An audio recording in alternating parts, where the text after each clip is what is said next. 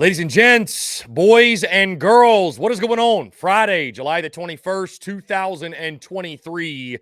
As you can see, we are back in studio after a week in Nashville, Tennessee at SEC Media Days. And what a week it was. Feels good to be back on the home front, back in studio, and excited to chat with you all here on this Friday. I see Steven, John Edward, Brendan, GA, Will Hall, Jeff Gullidge. What's going on? Again, appreciate you all tuning in. Brian Dean, appreciate the kind words. Thank you so much. Again, it was a fantastic week in Nashville, Tennessee, guys. And let me start by saying this. Thank you all so much for following along all week long as we covered SEC Media Days top to bottom, from front to back. What a neat experience. And while I could spend this entire show today just talking about the week that was and the experience and what have you, we got Gamecocks football to discuss, of course, as Shane Beamer and company spoke yesterday at SEC Media Days. Again, guys, thank y'all so much for tuning in. Really, really excited to chat with you all here on this Friday. Guys, I got a packed show for you in hour number 3, of course. It will be our Q&A Power Hour. We'll take your questions, your comments, your calls. I'm sure after this week, you guys have tons of questions, comments, and calls because, of course, we were not able to rock TDC from the Airbnb due to the Wi-Fi quality at the Airbnb. I feel like I got to start, when I start traveling, I got to start checking Wi-Fi quality because that's happened a couple of times where I've gone on the road and the Wi-Fi has been really shoddy. And while I understand that, people that host Airbnbs, their number one priority isn't the Wi-Fi quality, if you will. For those of us who go on the road and work and need good wireless internet, it is a priority for yours truly. So I don't know. Maybe I'll have to do better about the Airbnbs. But no, we had a fantastic stay, guys. Of course, we've been dropping the podcast all week long.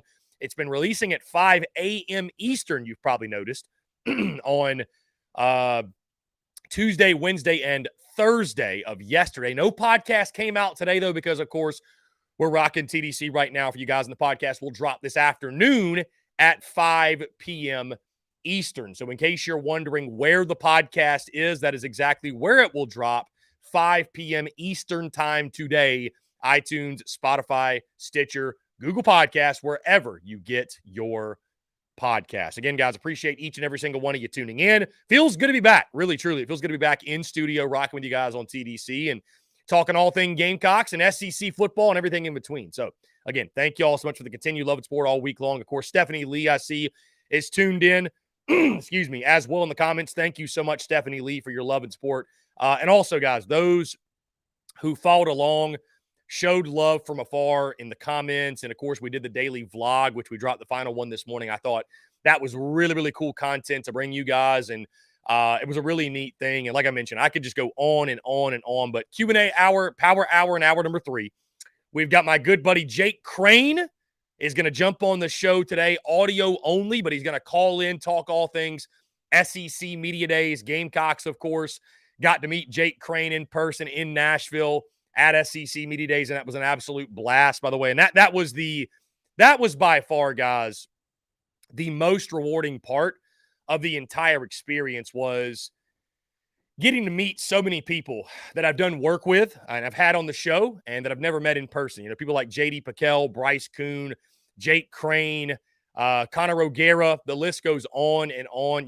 SEC Mike, Cousin Shane.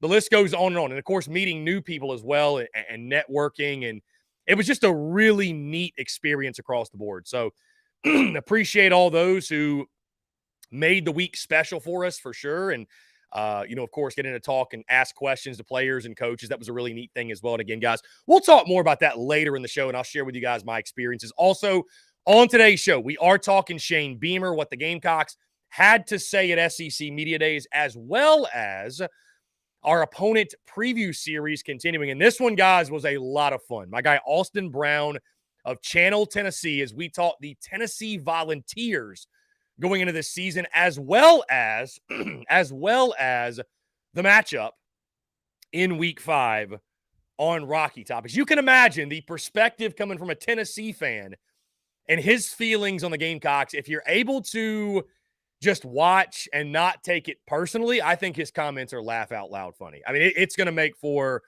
a fantastic clip later in the day when he talks about his feelings on Shane Beamer and South Carolina football, and it's very, very funny indeed. So again, guys, thank you all so much though for tuning in.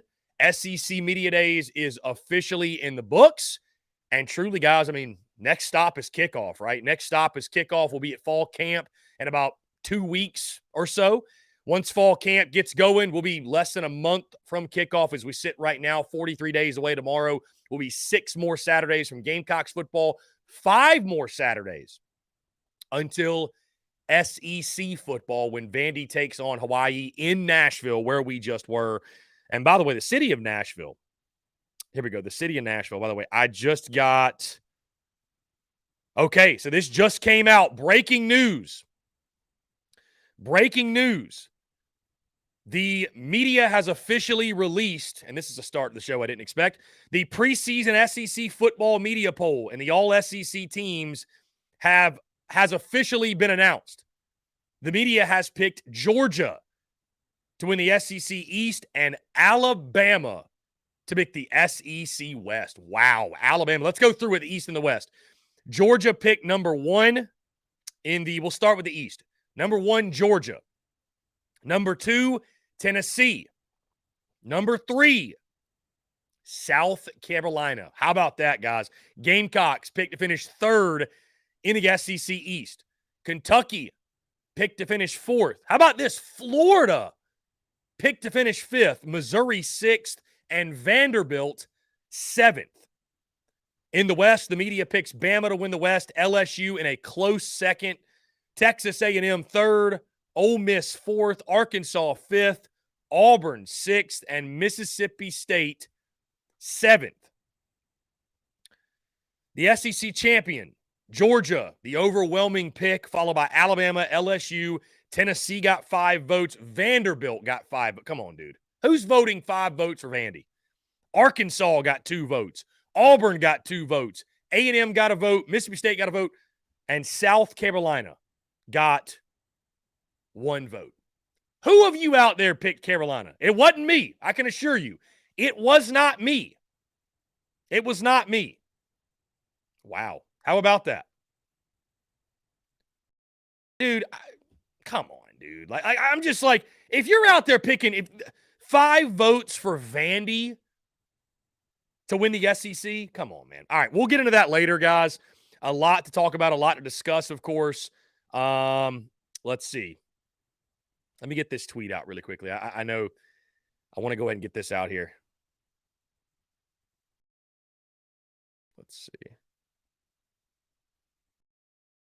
That's pretty good, man. I'm actually surprised the media overwhelmingly picked South Carolina to finish 3rd. I really am.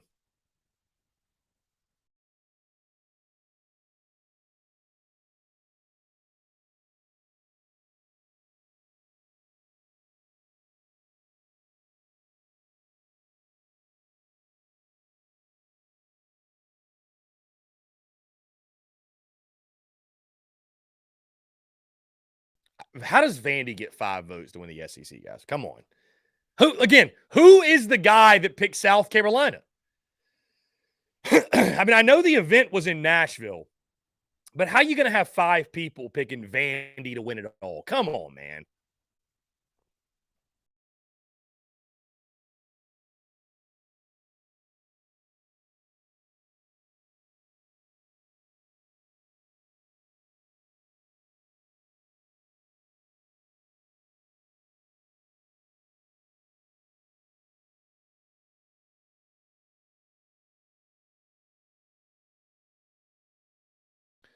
I had to put spoiler, it wasn't me. I'm not the one that picked South Carolina to win the SEC, just FYI. That wasn't me, I swear. I don't know who did that. That person needs to come forward. I need to know who you are. Not because I want to put you on blast or anything. I want to hear you out. I want to hear your perspective. What do you know that I don't? What do you know that we all don't know? I need to hear from that person. I also need to hear from the 5 people who picked Vanderbilt to win it all. Dude, come on, man. I felt a responsibility, guys, when I was putting together the all SEC teams and picking my predicted order of finish, I was like, I could do some craziness. I could do some silly stuff. But, like, I looked at it like this is an honor to vote on this. Like, I'm not just going to put out picks just to do it. So, I don't know, man. Whatever. All right, cool. We got the post out there. I wanted to go ahead and get that post out there on social media. Gamecocks, again, guys, in case you missed it, picked to finish third in the SEC East by the media. Alabama picked to finish or to win the SEC West. That is really surprising to me because it felt like all week long that LSU was the pick by everyone. Also, the thing that really stands out that is confusing, no Juice Wells on the first team all SEC team. Your receivers are Malik Neighbors and Ladd McConkey. Second team, Juice Wells. I would not put Ladd McConkey ahead of Juice Wells. That's just my opinion. I get Malik Neighbors' first team. He was also my first team, but I had Juice Wells in the first team as well. This is all offense. Let's see. Trey Knox makes the third team all SEC team. On the defensive side, Tonka Hemingway makes the third team at defensive line. Wow, no Nick Eamon-Wari. Like, that is crazy to me. Kai Kroger, first team punter. Mitch Jeter, first team kickoff specialist. And Dicarion Joyner, third team all-purpose. I actually voted for Dicarion Joyner on the all-purpose team. So, man, that's interesting. Interesting to say the least. Interesting. Okay, let's get into it, guys. We do have things to discuss. We have things to talk about. We will talk more about that. Again, the order of finish, the all-SEC teams being released by the media. But again, we got a lot to discuss. Let's go ahead and get into it. Shane Beamer taking the podium yesterday at SEC Media Days. My top 5 takeaways from everything the Gamecocks head coach had to say. And not just he, but also Spencer Rattler, Kai Kroger, and Tonka Hemingway, all those who took the podium and represented South Carolina yesterday in Nashville. And my first thing is this, guys. When you watch and you listen to Shane Beamer, not just even in the big room, but all throughout the day, all the different appearances, whether it be, SEC Nation or Get Up, or if he would have went on Feinbaum or what have you, Shane Beamer was made for events like SEC Media Days. He is one of those coaches, there's some out there, Lane Kiffin, by the way, that are socially awkward. You can tell it's their least favorite thing to do. They don't like talking to the media.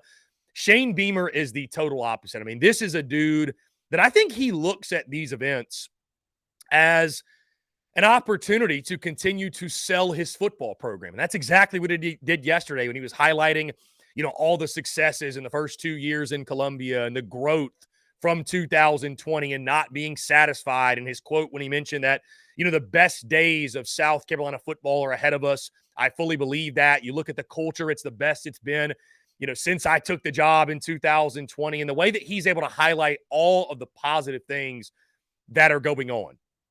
Shane Beamer was energetic. He was charismatic. He was fun to listen to. The media loves this guy. He was everything that we've come to expect with Shane Beamer. And he's been killing it at the podium since his first year. I think that in year one of SEC Media Days, you could tell that Shane Beamer was a little bit anxious, just a little bit nervous, which, it makes sense, guys. That was his first time ever doing it. He's even mentioned how life comes full circle. And he recalls, right, being an assistant coach and watching SEC Media Days every year and how special it was and cool it was. And, how he used to dream of being at that event. And so now I think you see a guy, man, Shane Beamer's a guy who's comfortable in himself. He's comfortable with where his program is. He's comfortable with the program that he's at. He's confident in everything that he's doing at South Carolina. And again, this is just a dude that when you talk about what SEC Media Days is and really, truly what the purpose of it is, the opportunity, again, to highlight all the great things you're doing, the opportunity to sell your football program. I just feel like Shane Beamer, and he is the new age of coach, right? He's the new age of coach where some of these old school guys, they don't love getting up there in front of the podium, and they don't know how to cut it off from being just all football guy, like, almost kind of to a weird sense, right? To being a people person. Like, some of them don't know how to do that, but Shane Beamer at every term shows. I mean, you talk to everybody, guys. I talk to so many folks at SEC Media Days that just say, Chris, he's just a genuine dude. Like, he's a cool dude. He comes off as a real person, a genuine individual. And you can't say that about every single coach. There are some coaches that you talk to him, you interact with him, you're like, that guy's full of shit. That guy's full of BS. I don't believe what he's trying to sell me. Shane Beamer is a guy that you don't feel like he's trying to sell you anything. He's just being genuine. He's just being honest. He's just being himself. And I think that's what makes him so good at the podium. It's what makes him so good with the media. And it's what makes him so good in an event like SEC Media Days. Another big takeaway for me, guys, culture is the cause for Carolina's success. You know, SEC or Saturday Down South, excuse me, they posted a graphic talking about how many times each coach said the word excited. And it was that and as well that Shane Beamer said over and over and over again. He said as well many times. But culture is another word that Shane Beamer used and uses quite frequently. And I think that's intentional, right? Because when he took over the job, that was the number one problem. Yes, there wasn't the amount of talent they needed. Yes, there were other issues in regards to getting the right coaching staff. But, like, the culture was broken when Shane Beamer took over the program. And we've heard that a lot over his first 2 seasons going into year 3 about the way things are different. But it's just so obvious and apparent to me, guys, that, you know what, does South Carolina right now, you know, are there challenges in NIL? Sure. Are there challenges in just recruiting against your arch rivals, Georgia, Clemson, amongst others? Sure. It's extremely competitive. I think what Shane Beamer does, he uses the culture aspect as a way to, dare I say, differentiate South Carolina. As, you know what, we maybe don't have this, or maybe we're right on par, you know, with this other school, but our culture stands out above all else. And culture, guys, it matters to these players, man. Like, culture absolutely matters, especially when you think about in a world of transfer portal and guys can just up and leave. And, you know, you're having to recruit your current roster just as much, if not more, than guys in the transfer portal or guys that you're recruiting on the recruiting trail from the high school ranks. Continuing to sell your culture and why it's a great place to play football, why it's a great place to be a student athlete, why it's a fun place to go chase your dreams and compete in the best conference in all of college football. I think that's something we're going to continue to hear Shane Beamer preach on and talk about, is just how outstanding the culture is, right? And how outstanding what they built behind the scenes is, because I think they realize it is a differentiator for them, and it's just something else they can use to advertise the football program, to highlight the program and what they built and why folks should consider and should want to come play at the University of South Carolina. Guys, I go back to when Steve Spurrier was in Columbia, and of course Shane Beamer was on his staffs.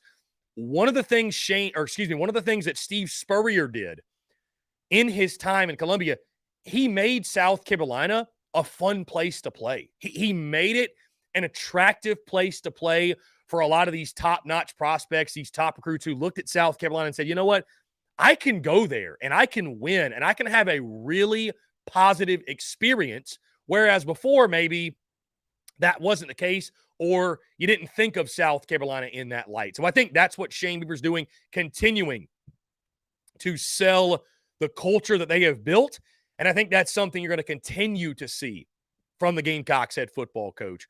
Now, specifically to Shane Beamer's comments, talking about his football team going into this year, guys, one of the things that definitely stood out to me, the youth movement is real this season. And I'll say this, like, when you follow the program and the team as closely as we all do, there's probably not a whole lot that Shane Beamer is going to say in an SEC Media Day setting that is going to be news to us, right? There's not going to be a lot of things that are really going to be surprising because, like I said, guys, we follow it so close day in, day out. We pretty much, for the most part, we know what's going on.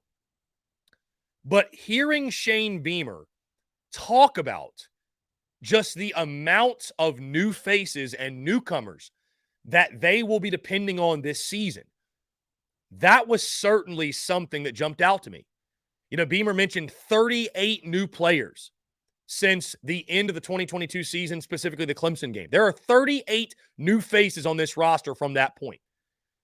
He also mentioned, and maybe this is just to encourage competition at every position, but I think he meant it, that he said that freshmen are going to play at every single position.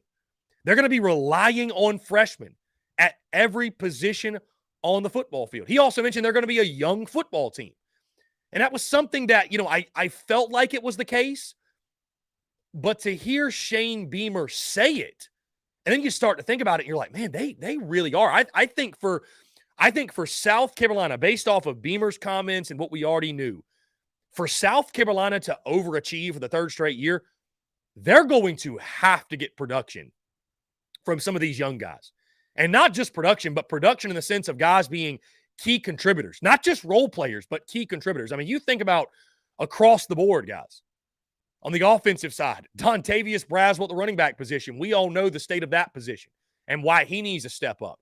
You think about Nicholas Harbor at receiver on the outside. You think about Marquis Anderson on the offensive line. Heck, you think at the quarterback position and what Lenoris Sellers can do in the running game and a switch up on the offensive side, helping you win football games. Then defensively, you think about Desmond Umeozulu at the edge. You think about some youngsters at D tackle. You think about Pup Howard at linebacker. You think about the depth or lack thereof at the cornerback position and some of your youngsters that'll play there as well. So this is a team, and I think back to 2009, 2010, 2011, what helped South Carolina really get it rolling, guys? It was the emergence of young players in key contributor roles. I mean, think about it. 2009, Alshon Jeffrey, Stephon Gilmore. 2010, it was Marcus Lattimore. 2011, it was Jadeveon Clowney. And there were many others as well that stepped up in key contribution spots.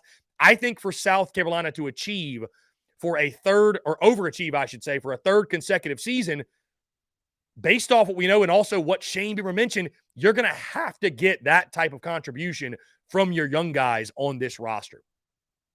Something else, guys, stood out to me is the emphasis from Shane Beamer and Spencer Rattler on limiting the turnovers and your rushing offense and defense. I thought the emphasis on those two things, limiting turnovers and then the rushing game, both offensively and defensively, was very evident. Obviously got to ask Shane Beamer about the new defensive line coach Travian Robertson losing experience up front in the front seven, 6 of 8 in regards to snap count.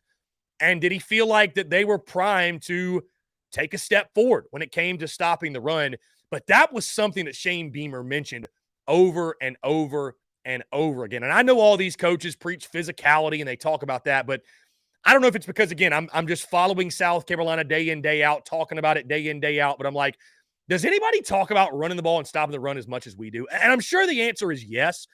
But I feel like at times I'm a broken record. Like I feel like at times I'm like, should I switch up the conversation? Because I feel like all I talk about with people, what's the key for South Carolina? Line of scrimmage. What's the key for South Carolina? Stopping the run. What's the key for South Carolina? Running the football. But it really is true. And you listen to Shane Beamer, and he echoes that, guys. And you look at the way they're recruiting, and it echoes that.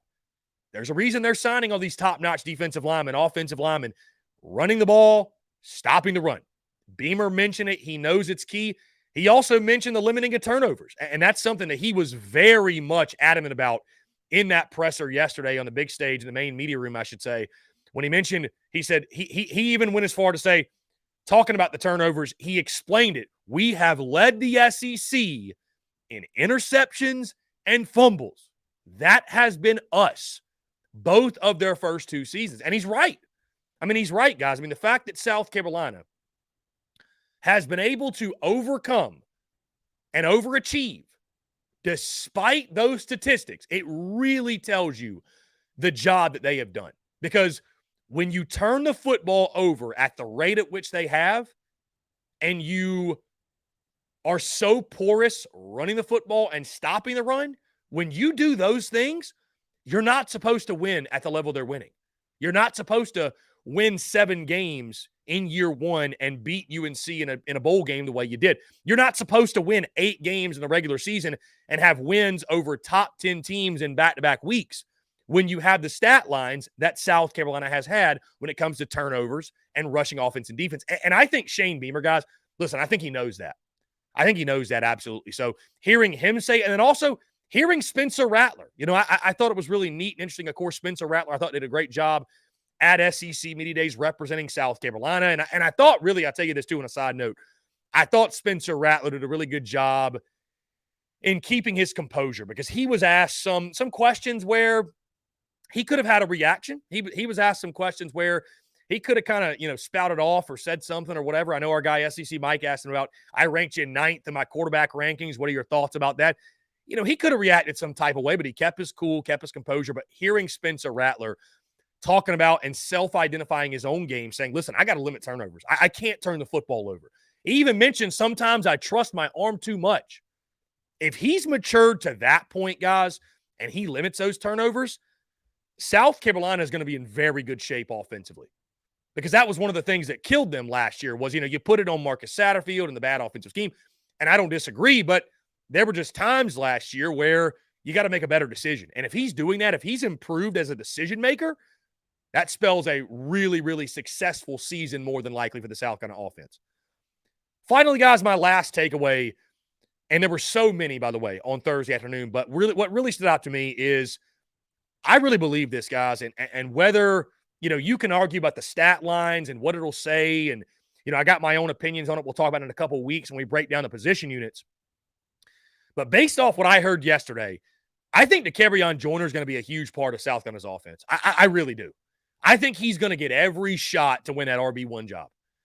And, Beamer mentioned, obviously, and I think Beamer's doing a good job of setting real expectations in the sense of saying, he's not going out there saying, listen, Dak Joyner's RB1. He's the best running back in the SEC. We're expecting this, and this. But he mentioned that Dicarion Joyner's a running back. Make no mistake. He is a running back. You go to the roster. He's listed as a running back. There's no confusion. He is now primarily a running back. He did mention as well that Dicarion Joyner is going to help them out in different ways. I would still fully expect Dicarion Joyner to play the receiver position. I think he'll help out on special teams a lot. But I think Dicarion Joyner, if South Carolina overachieves again, I think Dicarion Joyner is going to have a lot of reason for that. Because South Carolina, one of their biggest question marks, if not the biggest question, it is the running game. It is the running back position. Who's going to step up? Who's going to emerge? Is there a SEC quality RB1 on that roster?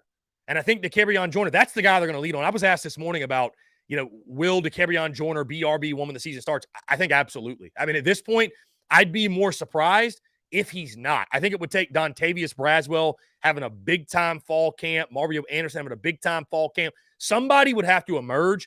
I think right now, if you're projecting the starting 11, I think Dicarion Joyner is your starting running back. I think they're going to give him every opportunity to win that job and to take hold of that job, I should say. So, also, guys, I'll give an honorable mention. One of my big takeaways, listening to Kai Kroger talk about special teams and the culture change in that regard, and Pete Lembo and the job they've done, it's just no surprise and it's no secret as to why South Carolina has been able to win that facet of the game, because they have turned it into where the best players want to play on special teams. Like, guys are excited to play on special teams.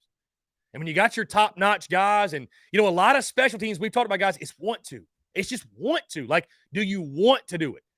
And a lot of folks, they brush off special teams. They think, whatever, no big deal. But when you got a bunch of guys that are bought in, that are excited, it's not a I have to do special teams.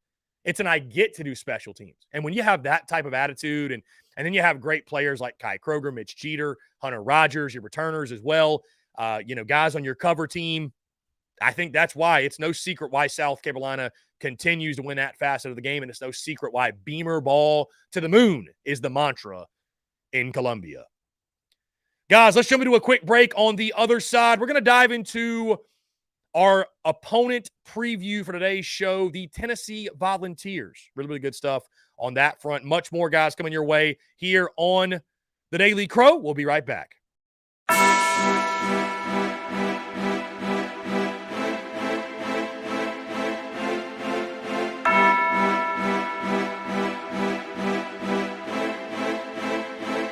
Muscle Dougie, ho.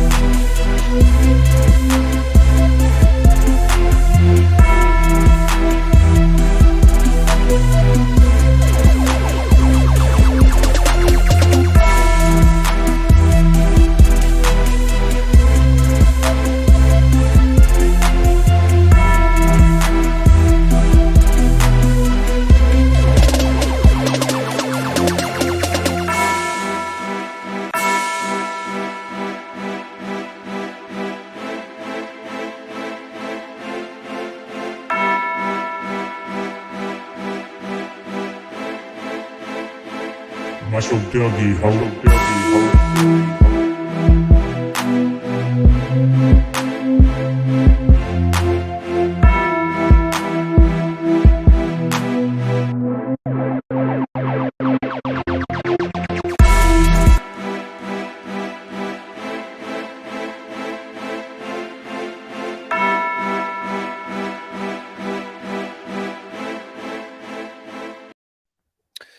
All right, guys, we're back here on this Friday, July the 21st, 2023. Again, appreciate each and every single one of you tuning in.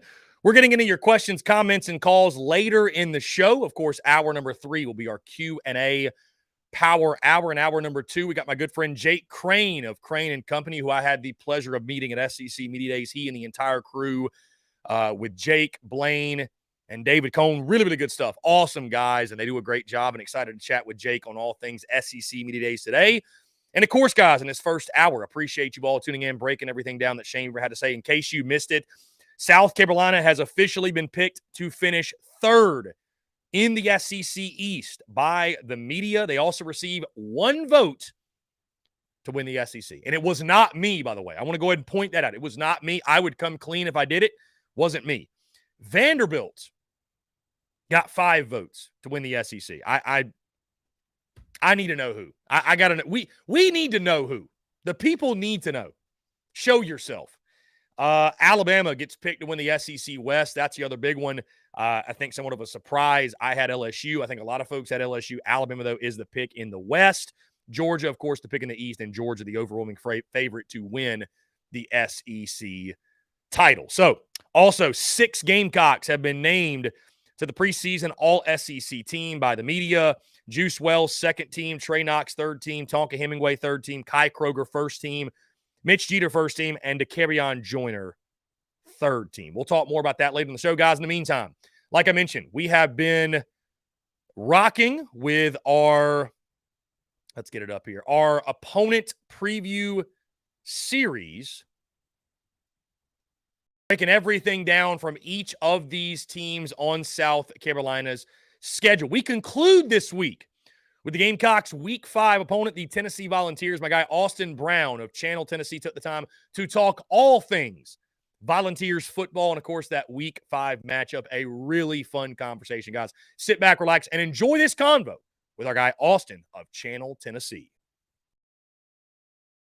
As our 2023 opponent preview series continues, we focus on the Gamecocks' Week 5 road trip to Rocky Top as South Carolina takes on Tennessee, a Tennessee team that'll be looking for revenge after last year's 63-38 final result. South Carolina will be looking to make it back-to-back victories in the series. We break down Tennessee today. Who better to help us break them down than Austin Brown of Channel Tennessee? Those guys do a great job of covering the Volunteers. Austin, appreciate you taking the time, my friend. It's a pleasure to have you on. What's going on?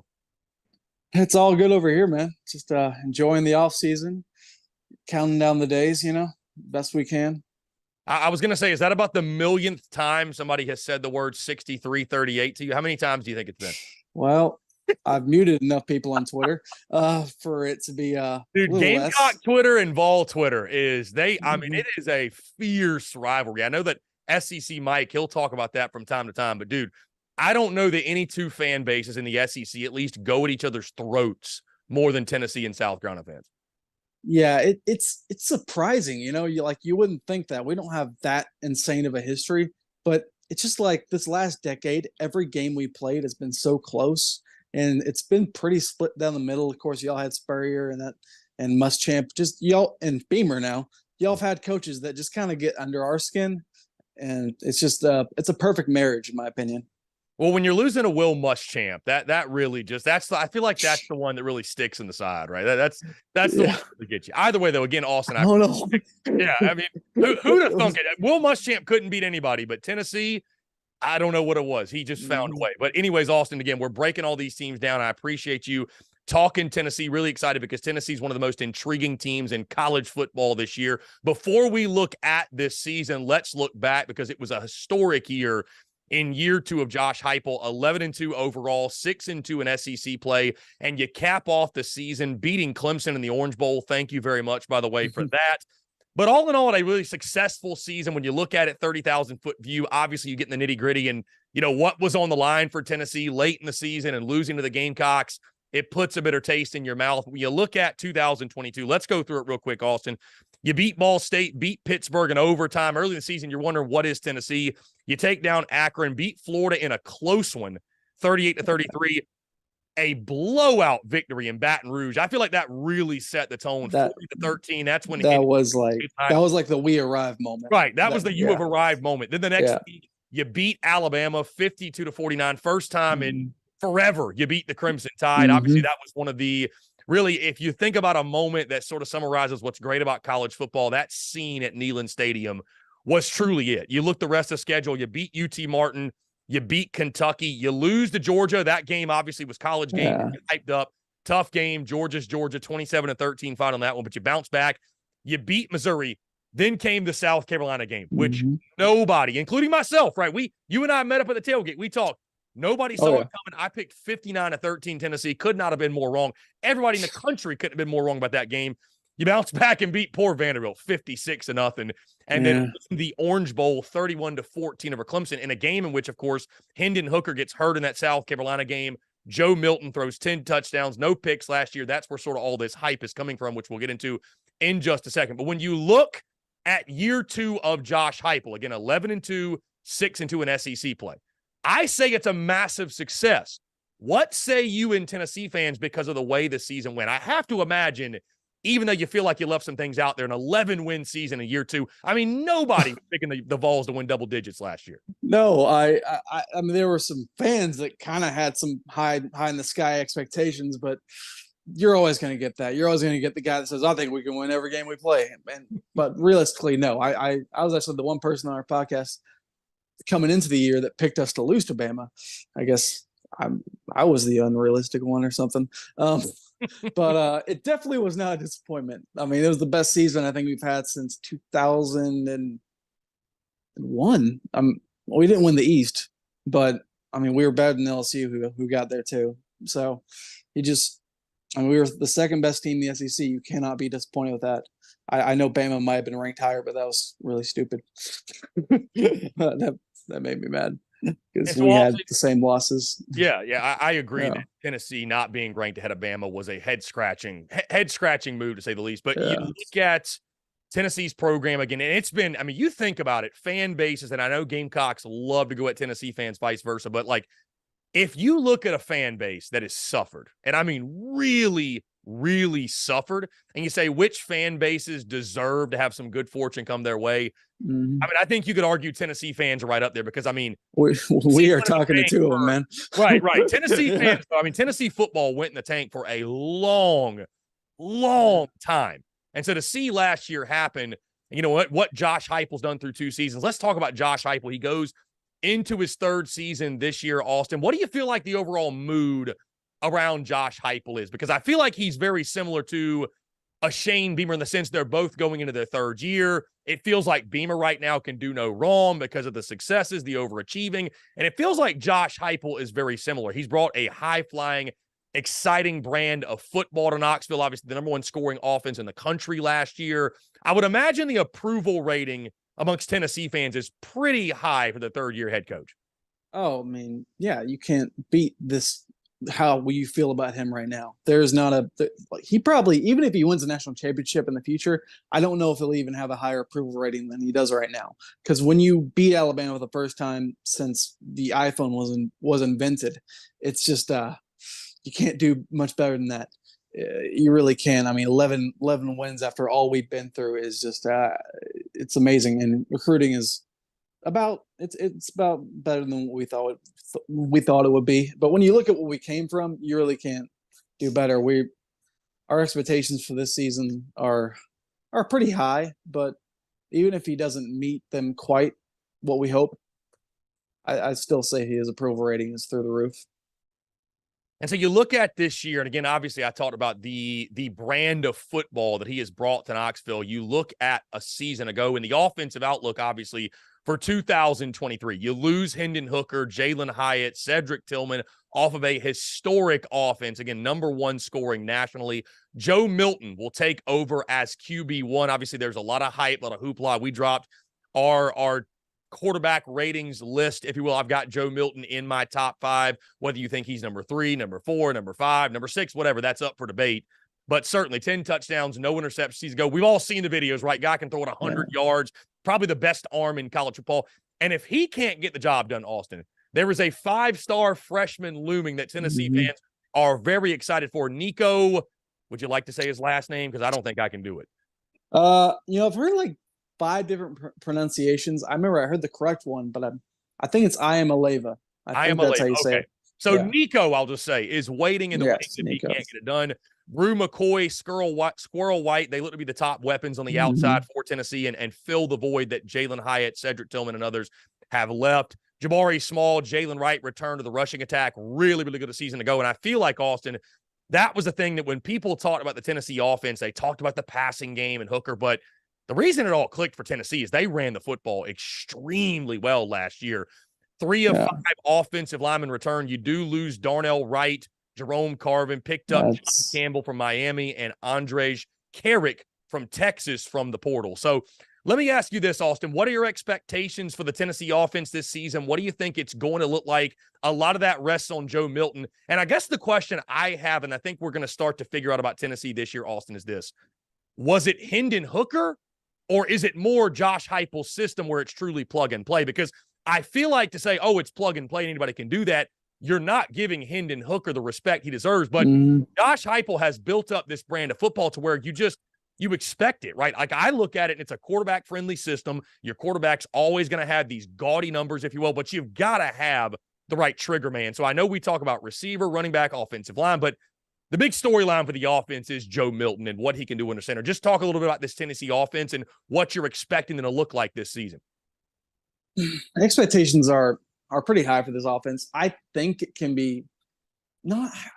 I have a hard time saying it would be just as good as it was last year. That's hard for me to say out loud because was it more Hendon or was it more Josh? I think it's more Josh, but I think you also need a capable quarterback who's been marinated in the system for a good bit to run it perfectly. I mean, Hendon, he just knew how to he knew how to click all the right buttons. And there were actually some things he didn't do perfectly. He could have hit the long ball better.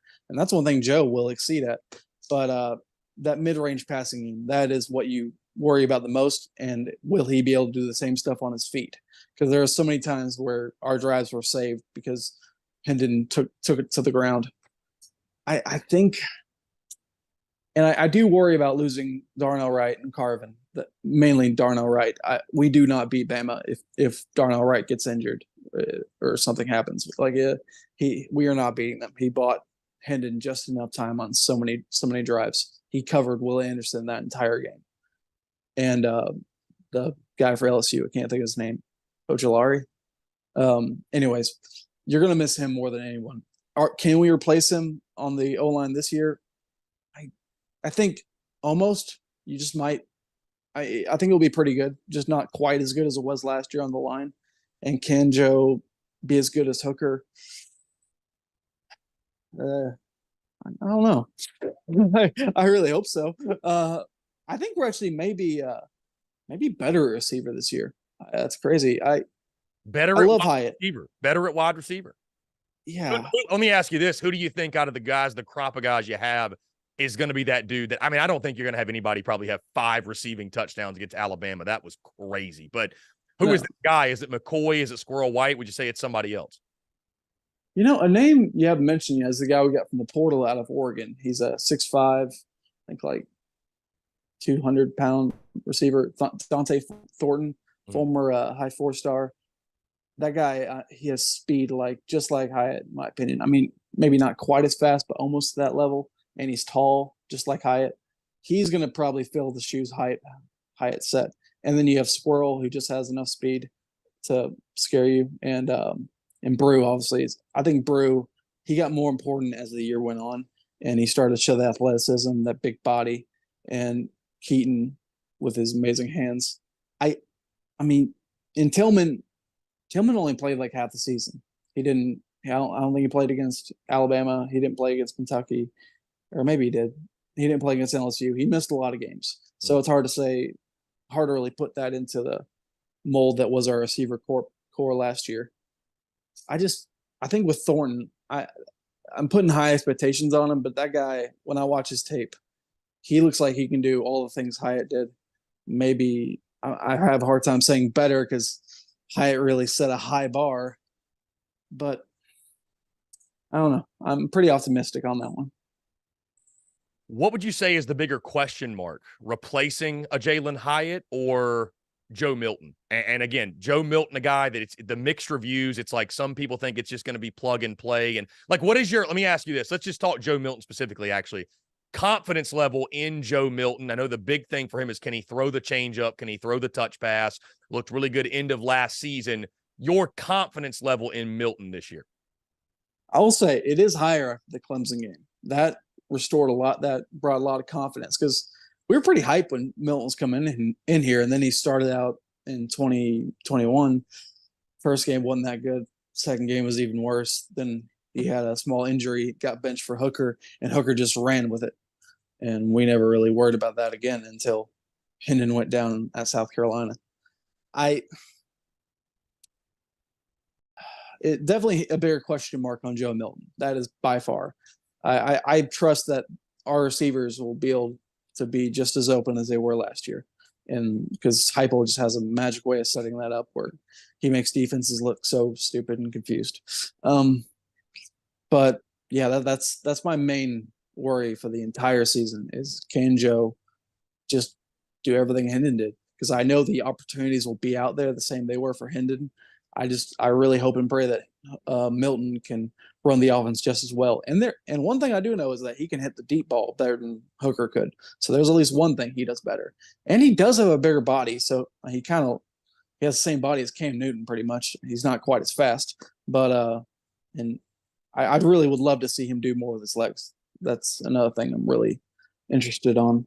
So yeah, definitely Joe Milton's the biggest question mark on coming into the season. And if he does struggle, like let's just say he doesn't look good at all against Florida and we lose that game, there's gonna be a lot of pressure on throwing Nico out there after that. I was wondering, I wonder, because man, I mean, college football fans are just like bad doctors. They don't have patience. So I'm sure the chatter will be very, very loud if there's a slow start to the season. Austin, let's move to the defensive side of the football because, I was going to say that was Tennessee's undoing last year, but you lost 2 freaking games. But when you look at where Tennessee still has areas to make major strides, it's the defensive side, specifically the pass defense. And Austin, I knew the pass defense wasn't good. I watched the South Carolina game just like you did.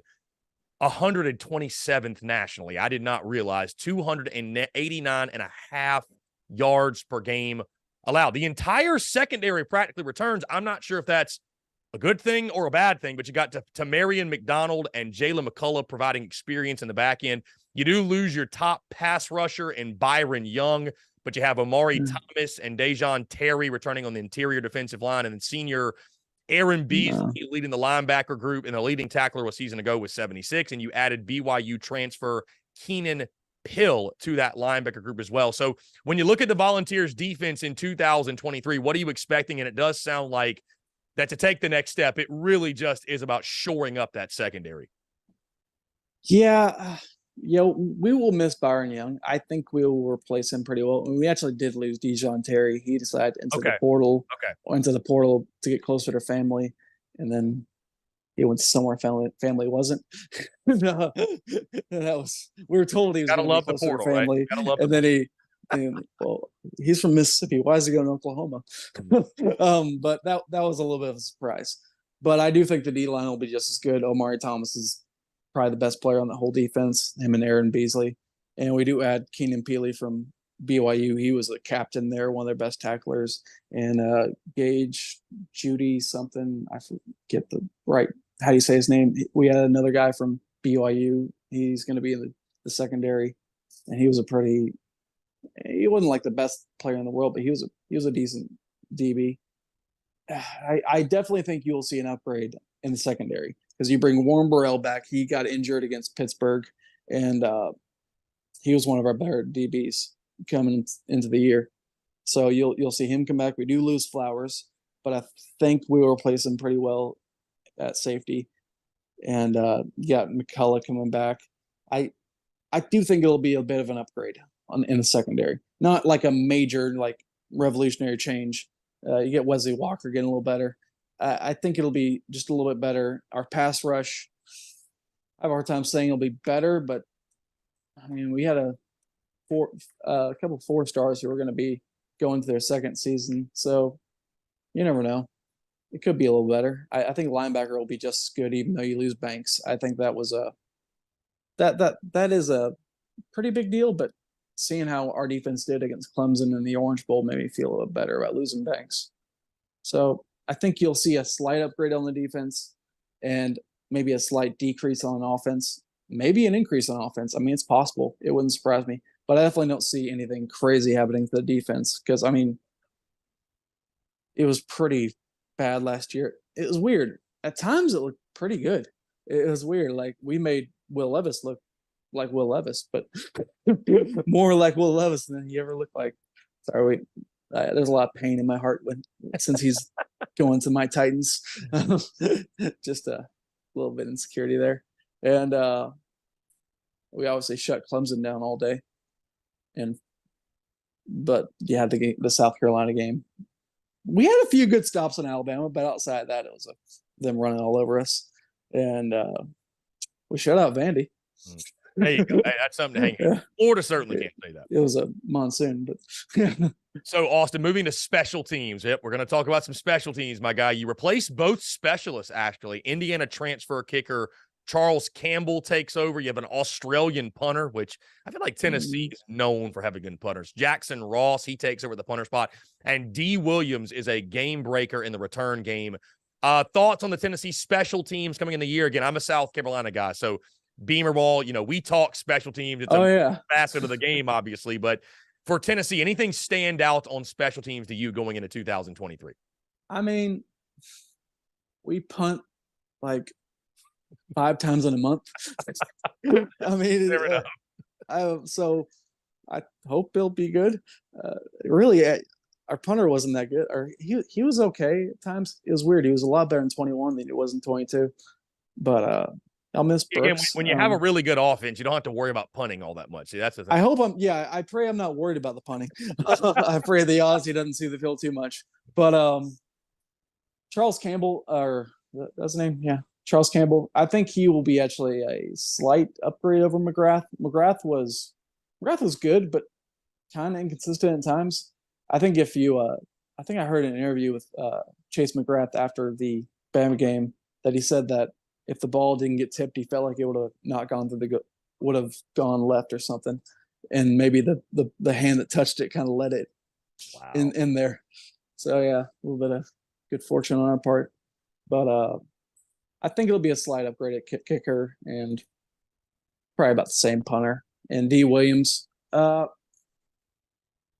he's pretty good. He's a pretty good return guy. Obviously, we have great return guys in our recent history.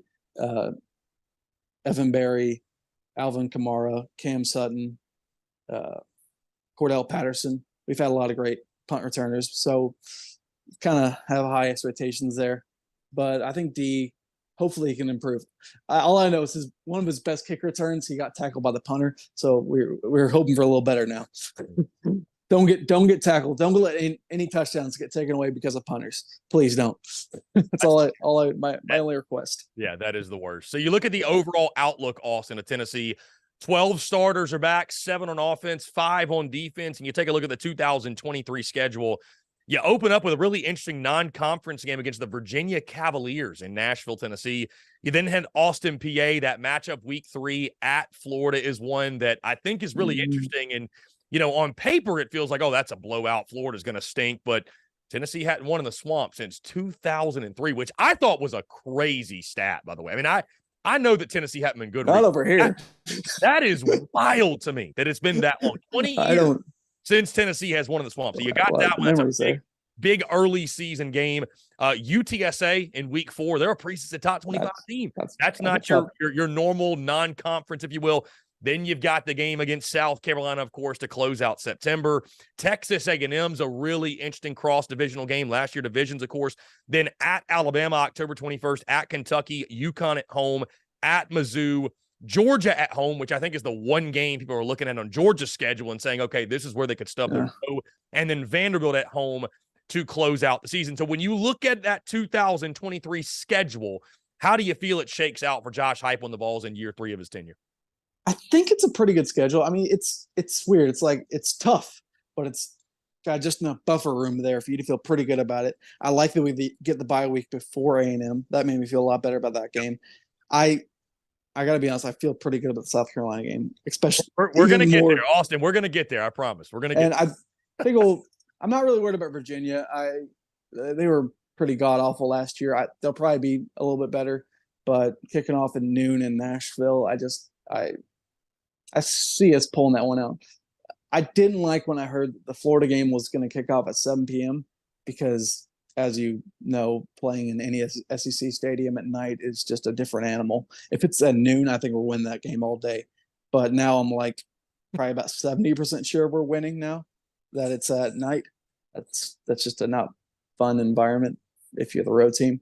Mm. And Bama, we've had success on them, obviously. Josh Heupel actually made the game one, the year 1 game against them, pretty interesting.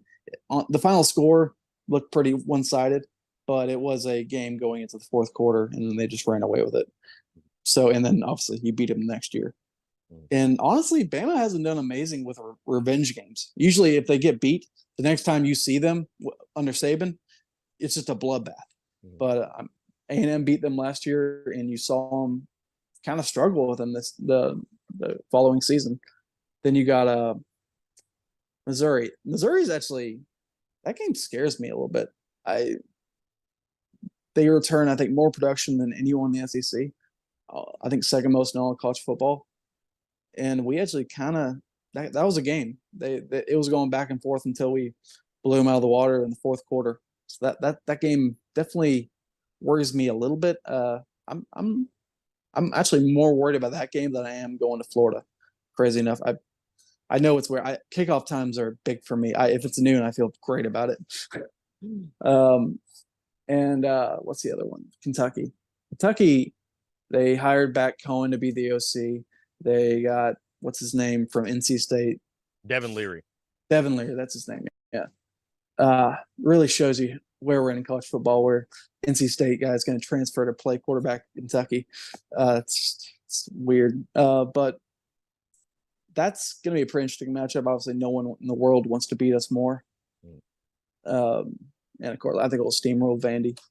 So, looking at the schedule as a whole, and of course, UTSA, that's a trap game, total trap game. But I think we've said it's a trap game all off season. So hopefully you take that out of the element a little bit. But looking at it as a whole, I feel like 10-2 is not a crazy expectation. 9-3, I'm not disappointed. 11-1, I'm ecstatic. 12-0, I'm lighting fireworks off every day of the week. But this is actually maybe the one year we're going into it, I feel like we can win every game. Because going into last year, obviously, before the games, I felt like we had a chance of winning every game, going into them. But coming into the season, I probably didn't give us any shot of beating Georgia. And then when we got there undefeated, I obviously felt like you had a shot. We didn't. but yeah, I feel like 10-2, 9-3.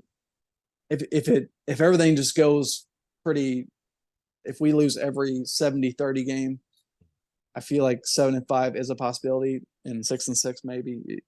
No, I can't say that. But 7-5 is the floor in my opinion, and honestly, 12-0 is the ceiling. But the realistic ceiling is probably 11-1. So you look at that week 5 matchup, Austin. South Carolina travels to Tennessee. And listen, we've all seen the chatter on social media, and we all talk about, like, it's a very popular cliche to say revenge game this, revenge game that. I want to hear it directly from the Tennessee side. just how important is the South Carolina game to Tennessee fans and the Tennessee program? Oh, we can't lose that game. I cannot. Okay. I know he's your coach and you love him. I hate looking at that guy's face. There's something about him that, like, you see a face that you just don't like. I know it's your coach. I know it's your coach, and you can't respond to this, right? But he just has that face that you just do not like. It's not even the same hate you feel for like Spurrier or Muschamp. Even it's just like, I don't know. There's something about him I just do not like. It's just do not like. So yeah, it's really important. Don't lose that game. I'm praying that's a 7 p.m. kickoff, and we're just gonna have fun kicking the hell out of y'all. But it's a really important game. What would you say from your side? Well, I mean, I would say obviously it's a big game, but I just think it's fascinating because it's one of those that, again, we say that, oh, this team's got this game circled and what have you, but it really feels like to me that Tennessee fans, and again, the Tennessee program, everybody involved with Tennessee, like beating South Carolina is not good enough. Tennessee needs to win that game by like 70. Like that's the feeling, that's the emotion, like that's the what I'm picking up from Tennessee fans is like just simply winning to get revenge is not enough. This needs to be a bloodbath in Knoxville after last year. So, I mean, it's a big game from the South Carolina side for sure.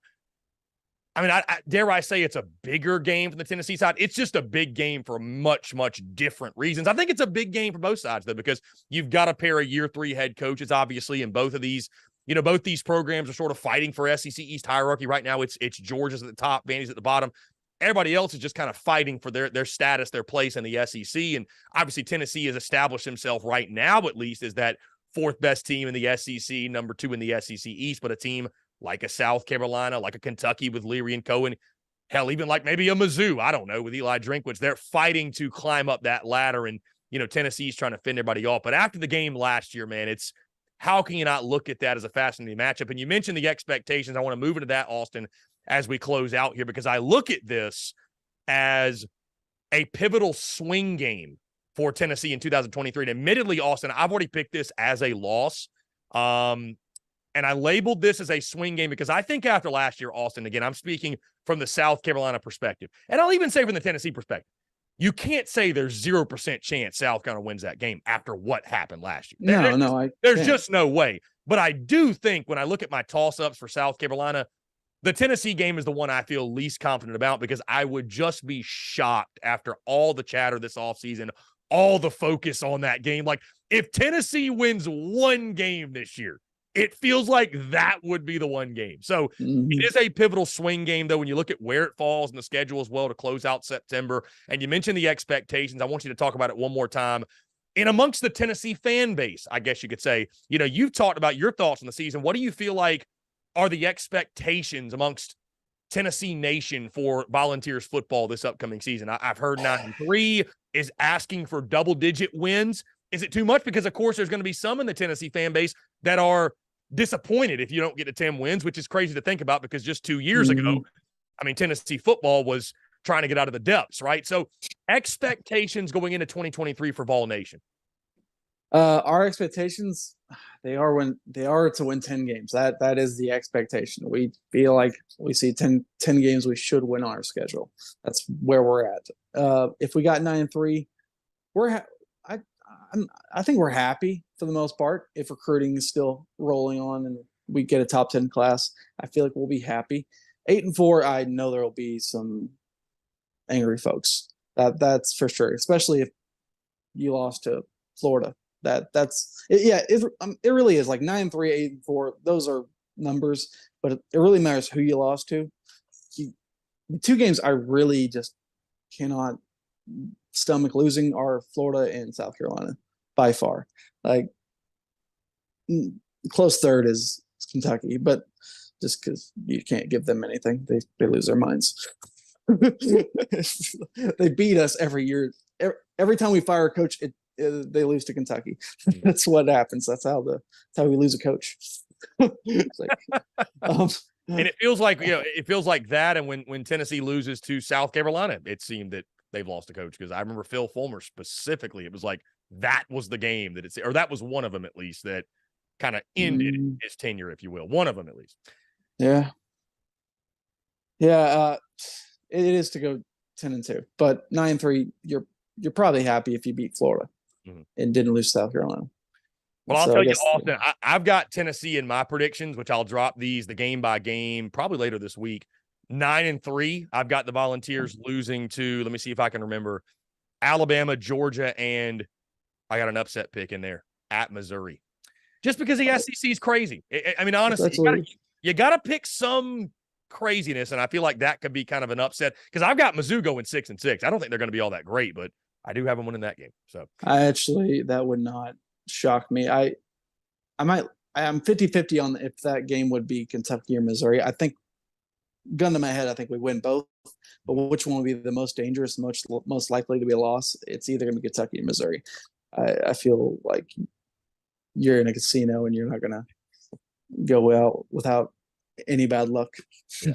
Como is a weird place to play for sure. Austin, please tell everybody where they can find your work. Obviously, you guys do a great job covering the Tennessee Volunteers. Austin Brown of Channel Tennessee. Let everybody know where they can check you out. We're on pretty much any social media, but we are mainly on Twitter. That's where we spend most of our time. We're at Channel TN or at Channel_TN_. And you can find me at Austin_Vols on Twitter. And yeah, that's until we're trying to get more into YouTube and Facebook. We're working on that. We'll hopefully be a little more into that going into August. We're hoping for this to be a big season for us. Well, Austin, you guys keep up the great work. I appreciate you taking the time and looking forward to the Week 5 matchup in Knoxville. Thank you. Great talking to you. Okay, that was our guy, Austin of Channel Tennessee. Really good stuff from him. Fantastic conversation. You can tell Tennessee fans, as you would expect, they're high on the prospects the 2023 football season. And again, I just appreciate Austin taking the time to break down all things Tennessee football. What are your thoughts on the Volunteers and, of course, that Week 5 matchup on Rocky Top? I know my buddies Brendan M. and Dalton had a fantastic time listening to that. Guys, we're not going to jump into a break. We got Jake Crane calling in at 1:15. So we're going to wait on Jake Crane here. Let's see. Looking at some of the questions. Brent Hughes, how was SEC Media Days? It was a blast, man. I mean, truly, we could probably do an entire show of just me talking about the experience in Nashville and SEC Media Days and all that entailed. And it was a lot of fun for many different reasons, man. I mean, talking to players and coaches was really cool. But I think, in my opinion, the most rewarding experience, because it is SEC Media Days. Like, it's a week for the media, right? It's a week for those who create content because there's so much to talk about for 4 days. There's so much to discuss. There's so much to break down. And I think the most rewarding part of the week was getting to interact with and meet and conversate with so many talented creators in the college football community. I mean, the best of the best. Hanging out with and shaking hands with and rubbing shoulders with people that we follow and interact with on a day in, day out basis that you see from afar doing their shows. Again, they're some of the most influential members in the college football community. And being able to, again, do work with them, shake their hand, talk college football, talk content, talk business, what have you. It was a blessing, man. Meeting somebody like a Jake Crane, who obviously is about to call in, meeting him in person for the first time, meeting JD Piquel of On3 for the first time, meeting an Andy Staples of On3, meeting a Brandon Marcello, who, by the way, we're now going to get on the show next week. Does a fantastic job covering college football as well. Meeting Cousin Shane, SEC Mike, that SEC podcast, those guys for the first time. My guy Bryce Kuhn of 24/7 Sports covering LSU. Ty Richardson from ESPN Arkansas. My guy John Neighbors of 103.7 The Buzz and Locked on Razorbacks. I mean, meeting all these different people. And there's certainly some that I'm leaving out. Hanging with my guy, Brad Crawford at 24/7 Sports, seeing Chris Marler, meeting Connor O'Gara, SDS first time. And it was just, it's a blessing, dude. It's really, really cool. And, it was cool, guys, to be there and really, truly, genuinely feel and know that we belong. Like, we belong. We absolutely belong in that space. We create value at the same level as those people at the top of the profession. And it was just a really cool thing, man. And it's It's something I'm grateful for. The opportunity to go was incredible. I'd love to go back next year in Dallas. And, as I've told you guys before, guys, it's one of those things where we don't need credentials to succeed. I stand by that. I didn't need to go to SEC Media Days to have success.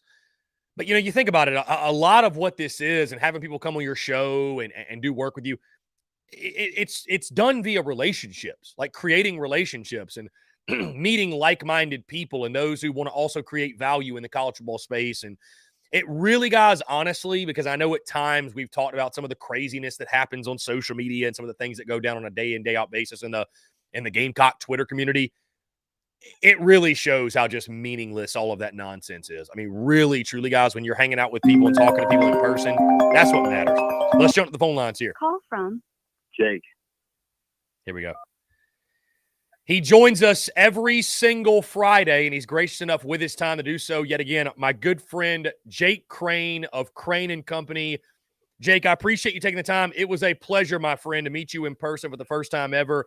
And let me ask you this. Are you ready to come forward and admit that you were one of the 5 who voted for Vanderbilt to win the SEC? Well, number one, Chris, the pleasure was all mine, man. It was great seeing you in person. Obviously felt like I've known you for a long time, but finally able to, get together in real life, as they say. I do want to tell you, I am at the airport, so if you hear anything in the background or any announcements, me and my wife are finishing the second part of our honeymoon this next week now that SEC Media Days are over. So we're headed over to France to finish that. But no, my brain works, actually. So I was not one of the ones who voted 5 people that voted for Vanderbilt to finish that way. Some men, it's like the Dark Knight. Some men just want to see the world burn. Well, Jake, I'd also like to come clean to you and tell you that I was not the one person who voted South Carolina to win the SEC. So I don't know who that is. I feel like these people should come forward. I mean, would you not agree? I'm just wondering. I don't know if there's a movie quote to go with this. The South Carolina person, I don't want to judge you. I want to understand you. Like, I want to hear you out. You know what I mean? Yeah. Yeah, I want you to look me in the eyes and explain it to me.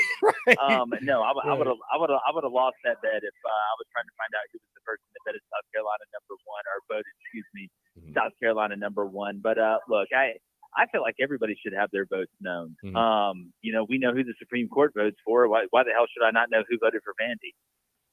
Indeed. Jake, let's start there, by the way, with the East, the West, the predicted order of finish. I'll just go down the list. Here in the East, Georgia, of course, picked to win the SEC East, followed by Tennessee, South Carolina, Kentucky, Florida, Mizzou, and Vandy. In the West, you've got Alabama at the top, LSU at 2, A&M 3, Ole Miss 4, Arkansas 5, Auburn 6, Mississippi State 7.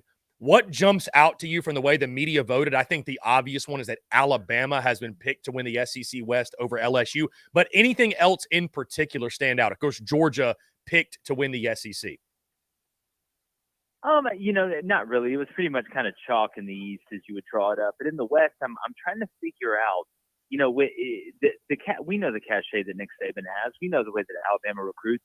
I think a lot of media members are banking on the fact that Alabama's somewhat unheralded or a little bit slept on going into this year, and somehow that's going to make them better. Like I don't think Nick Saban's lining up a quarterback or anything like that. So I think that's an old-fashioned, not trick, but easy lane to fall in. And look, I'm not saying you just go ahead and pick chalk across the board and what everybody thinks, but I don't know how you don't pick an LSU team that returns 4 starters on the offensive line, their quarterback. They're talented out wide. Defensively, they return a guy that I think is the top 3 pick on the defensive line. They had to replace some guys through the portal, but me worrying about LSU on defense is, like a fat kid worrying about where he's going to get his next Snickers bar. It just doesn't happen. So I think that's a media thing, and I get it. I'm not in the business of sleeping on Nick Saban, but I do think that Alabama's going to finish second in the West. I have LSU right now. That's where I'm leaning. But my thing, Chris, is I don't make predictions. I know you have to in some spots when it comes to media day. I get it. But I don't make my personal predictions until the end of fall camp. I need to know who gets hurt. I need to know who wins the job, because there's been times where quarterbacks have gone to media days and ended up losing the job. Like, I don't know, who lost to Johnny Manziel at A&M, and we all know what Johnny did. So It's fun. It's talking season, but preseason polls, man, it's like the Snuffleupagus. They're really not real, and do they really matter? Jake, I also had LSU winning the SEC West in my predicted order of finish. Let's go back to the East, though, Jake, because Georgia's the no-brainer, obviously at number one. I feel like Tennessee is sort of the consensus pick there at number two. Most people are kind of touting them as the fourth best team in the SEC, but 3 through 6 and maybe even 3 through 7, you could convince me, right? I mean, when's the last time we came into a year where I don't think it's a given Vandy finishes 7th? I mean, that really tells you sort of the craziness in the SEC East. But I'll even tell you this, Jake, from the Gamecock perspective, I was a little surprised to see South Carolina pick 3rd. Like, I don't feel like Carolina gets quite the benefit of the doubt, and some of that is their own doing, right? But, I left SEC Media Days, and we'll get to this in just a second, Jake, actually feeling a little bit better about Kentucky. I liked what Eli Drinkwitz had to say with Mizzou. I know they have question marks, but it sort of surprised me that South Carolina finished, got picked to finish 3rd in the SEC East. Your just overall thoughts on that? And again, it goes Carolina, Kentucky, Florida, Mizzou, and then Vandy. Just how the media picked that and your overall thoughts on it. Well, it's funny the way the media works. They pick Alabama to win the West based on the fact that people are sleeping on Alabama, but they pick South Carolina to finish 3rd and Kentucky to finish 4th when all I heard about was how everybody's sleeping on Kentucky. So it's kind of like using one mathematical formula to figure something out or project something in one instance and going against it in the other. Here's what it comes down in my opinion. I think sometimes the media falls in love with just quarterbacks, and I get it. Spencer Rattler, the way he ended the year, I think Spencer, I was talking to a scout there during the week. Spencer Rattler legitimately may have the second most arm talent outside of Caleb Williams in the country, and that's including Drake May at North Carolina, and there's some other guys across the rest of the overlay. But when I look at Kentucky, Devin Leary coming in, a guy that they're very heralded last year at NC State, didn't work out. I think he'll fit into that Liam Cohen offense, and him coming back to Kentucky after going to the NFL last year. I look at Florida. It's an interesting case. That schedule is brutal. I don't believe in Graham Mertz at all. I don't think a lot of people do. But here's the biggest question for South Carolina, and you know this, and I know this, and I really hope South Carolina fans, I know you have a ton that listen to this show, really sit down and think about this.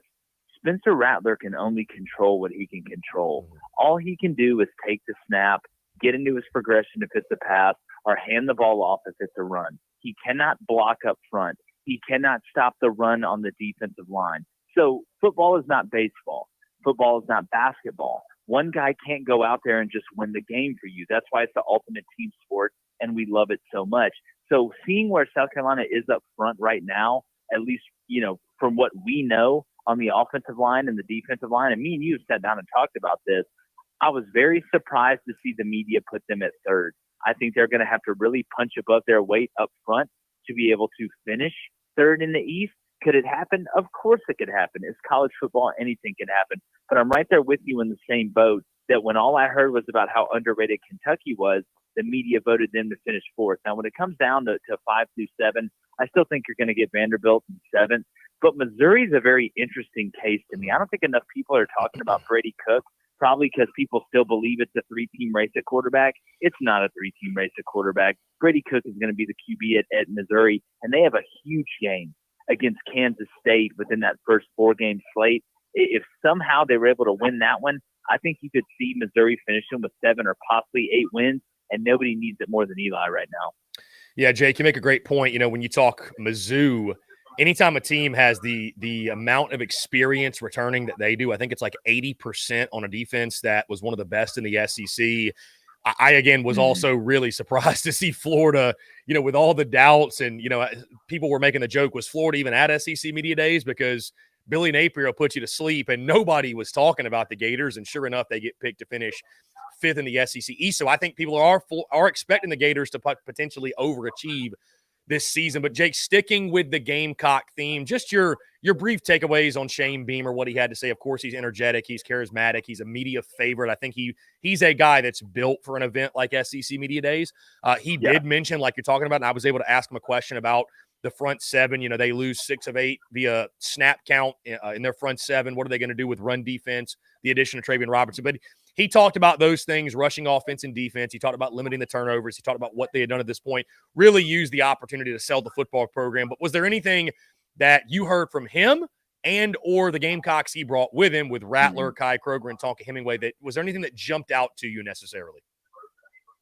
Well, Shane's so good, and when it comes to media and putting a good perspective out there for not only fans but recruits as well. It's always an interview when you're the head coach, and I think him and Sam Pittman and a couple others really embrace media day, which is kind of funny because Shane's part of that new wave of the younger coaches who know how to utilize social media, who know how important that is, and Sam Pittman's like a good old boy. They go about it kind of in similar ways, even though they have different, philosophical thoughts when it comes to the way they go about everything else. But we were lucky enough to have Shane on our show. We're going to drop that next week, probably next Monday. So make sure you tune into Crane and Company. You can follow us on Twitter. We're on YouTube. It's CRAIN and Company. Had a great conversation with him. But look, he knows. Coach Beamer understands it. The game is won and lost up front. That's where they're going to have to make a big jump. And look, in a lot of cases, you'd rather return 6 of 8 up front than return a quarterback. And I know that sounds crazy to some people, but if you ask a coach, especially if you have depth at that position, the year before and then, going into the next year, you kind of rather be better up front and let the chips fall where they may at the other position. So, but when it comes to putting out a great name for South Carolina, Shane Beamer's your guy. I think there's a chance he's going to be a lifer at South Carolina. You look at the way he's recruiting, but not only recruiting good players, recruiting the right type of good players. I talked about this when speaking about Billy Napier and Florida fans being patient with him, because I think the administration is. Shane Beamer is a guy that if you give him time to cultivate the culture, and this is why, we talked about Mark Ryan and them saying, oh, well, it's the equal to Will Muschamp win. Trajectory is a real thing. Circumstance is a real thing. And I think South Carolina, as I said when they hired him, hit an absolute grand slam with Shane Beamer. And don't be surprised if you look up in 3 or 4 years and Shane Beamer and not only his recruits, but his coaching staff, even though there will be attrition, are kicking people's ass left and right because he built it the right way. I'd rather be in a house that I can live in for the rest of my life because it has a good foundation than a house I have to keep renovating every 5 to 6 years because I tried to put it together too fast. Jake, you mentioned that conversation with Shane Beamer. First thing, be sure to tag us. We'll definitely share that because I know Gamecock fans will get a lot of value out of that. But also, you guys had tons of conversations with coaches, with players during the week at SEC Media Days. You mentioned Shane Beamer. Were there any other conversations with whether it be player or coach that stood out to you from your time in Nashville? Well, I have a great relationship with Coach Hugh Freeze at Auburn going back. It was great to be able to actually get some one-on-one time with him. He kind of treated us a little bit different because, again, we were in the business. But I would say outside of that, Sam Pittman, for a lot of the same reasons that people like Shane Beamer. But it's one thing for a guy to give you time, right? Where you have enough time to ask the questions you want to ask, all about that. And it's another thing when a guy is really, really genuine and gives you legitimate insight that your audience can enjoy. For example, not a lot of coaches will admit when they made a mistake.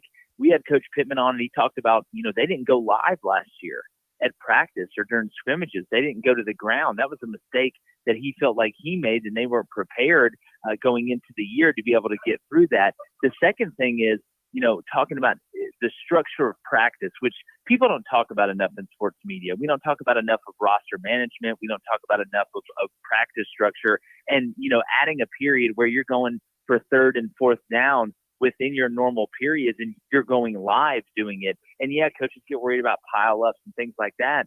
But Arkansas leads the country since 2020 in losses by a field goal or less, which means that you're a handful of plays away during the season from flipping your whole season. And typically games come down anywhere between 3 to 5 plays. And those are the plays where you have to be able to convert or the game is still up in the air or you end up losing the game. So him talking about that and then just his relationship with the Arkansas, the state of Arkansas, how his goal is to make the state proud and his players know that. It's so nice to be able to sit down because I've been on both sides of it, Chris. I've been interviewed by the media while I was coaching and I've interviewed coaches while I'm in the media. And coach speak, it's smart. It's the safe play. I get it. But when you get a guy that's actually genuine, that your audience, he was talking about how with Dan Enos, they're going to be going a lot more 12 personnel, a lot more 13 personnel, a lot more passing on early downs because they want to keep KJ healthy throughout the year. You typically don't get those insights from coaches because they're paranoid. I just wouldn't watch the Oppenheimer. It's like they're on the Manhattan Project. Nobody wants to talk to anybody or tell anybody anything. So it's a breath of fresh air, and that's why I think Sam Pittman was really a big highlight this week. Yeah, and I think Sam Pittman's a guy you listen to him talk and you interview him, you conversate with him. You want him to succeed, and I know that's certainly the case because he is an Arkansas man. He's got a hog in his backyard, for goodness sake. So he was a blast, a pleasure to listen to. Hey, Jake, I know it's talking season, but coming out of SEC Media Days, let's play a little game of stock up, stock down based off of what you heard. And again, I know it's talking season. Do Walmart. this. Right. But this is what I say. Coming out of SEC Media Days, whether it's right, wrong, or different or indifferent, I come out of SEC Media Days feeling better about Kentucky. I'm stock up on Kentucky because you look at what they picked up in the transfer portal, specifically in the offensive line. You think about Devin Leary. He's 100% healthy. I asked Coach Mark Stoops about his receiver position. That's the best crop of receivers, arguably, he's had during his time there. I think there's real reason, and Liam Cohen back at OC, there's real reason to believe they could be one of the most improved teams in the SEC, especially in the offensive side. Jake, brace yourselves. I'm a little bit stocked down on Auburn. And not for the reasons that I think they're going to be a terrible team, but like when I heard Hugh Freeze talking about patience, pleading with the fan base to have patience, that to me, Jake, tells me that he understands sort of the rebuild they're enduring, and he's telling the fan base, hey, let's not set unrealistic expectations of 9-10 wins in year one, and we go out there and win 6, and people are ready to burn the house down, if you will. Your overall thoughts? Do you have a stock up, stock down, and your thoughts on my picks? Yeah, I think you're getting a little bit of that. And you got to understand with Auburn, your biggest rivals are Alabama and Georgia, the teams that were picked to win each side of the Southeastern Conference. So I think it's more about those two games than it is about the rest, because that's what you get hired or fired on. Why did Gus Malzahn end up getting fired? He couldn't beat Georgia. Why did Brian Harsin get fired? He couldn't beat Georgia or Alabama. Because, again, you're judged on those two games. So I think that may have been more what he was talking about. But, listen, when you look at depth-wise, I understand. When you look at questionable pass rush for Auburn, I understand. But if I had to pick stock up, then I really like the way Joe Milton handled himself. I like Josh Heupel a lot. And I think, Tennessee is one of those hinge teams where it hinges on one player. The difference in having a good season or a great season. I think Penn State with Drew Aller at quarterback is another one of those. I think Wisconsin with Tanner Mordecai, the SMU transfer at quarterback, is another one of those hinge teams. But my stock is up on Tennessee. It's just because every time I see Josh Heupel and the way his players handle themselves, I like him even more and more. Now, does that mean that Joe Milton has developed any touch? I don't know. It's hard to put that in somebody. Is he going to be able to make enough of the throws for this offense to be able to operate at a high efficiency rate? We'll see. That's a big question. Because, again, look, talking media days is one thing. Going out there and playing, that's a totally different thing. I mean, we had Brock Bowers on our show, who's not exactly a huge talker, but he's going to go out there and show the mongoose the snake every time on Saturdays. So I would say stock down. Man, just there's something about Ole Miss I don't like this year, man. I don't know what it is. It's instinctual. I just defensively, I don't think they have the depth. They have more quarterbacks than just about anybody that have shown legitimately they can play, and I think Walker Howard can play. But that can be a problem as well. That can create a problem in the locker room. And with Lane, he kind of just gives you that nonchalant vibe. And look, he's had success. Nobody's arguing that. But there's just some about this Ole Miss team that I don't trust. Jake, Lane at SEC Media Days looked like he tied one on at Broadway and just walked right into the same clothes he wear from the night before. That's what I picked up. I was like, this guy went out last night. There's no question. I mean, I don't know if that's true or not, but it certainly certainly looked that way. Did, Chris? I mean, yeah, no, I mean, look, the return of Joey Freshwater. Because he probably did. Yeah. Would you be surprised if I told you he was out there? Singing Creed at karaoke the night before he had to come out? He was down there at AJ's getting karaoke in with the media boys.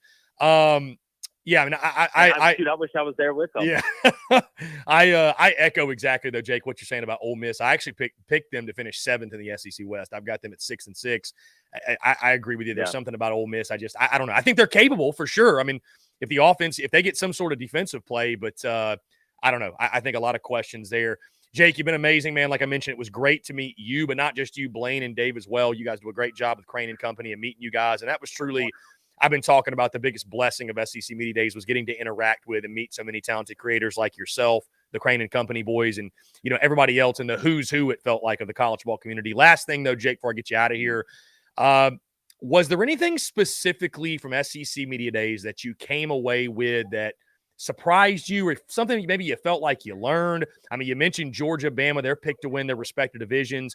I think the way that they approach the media, I think is a talking point, a storyline, no doubt. Was there anything specifically leaving Nashville that you're taking away from the event? Well, it's not as much as a surprise as I think Feinbaum and Saban are in cahoots.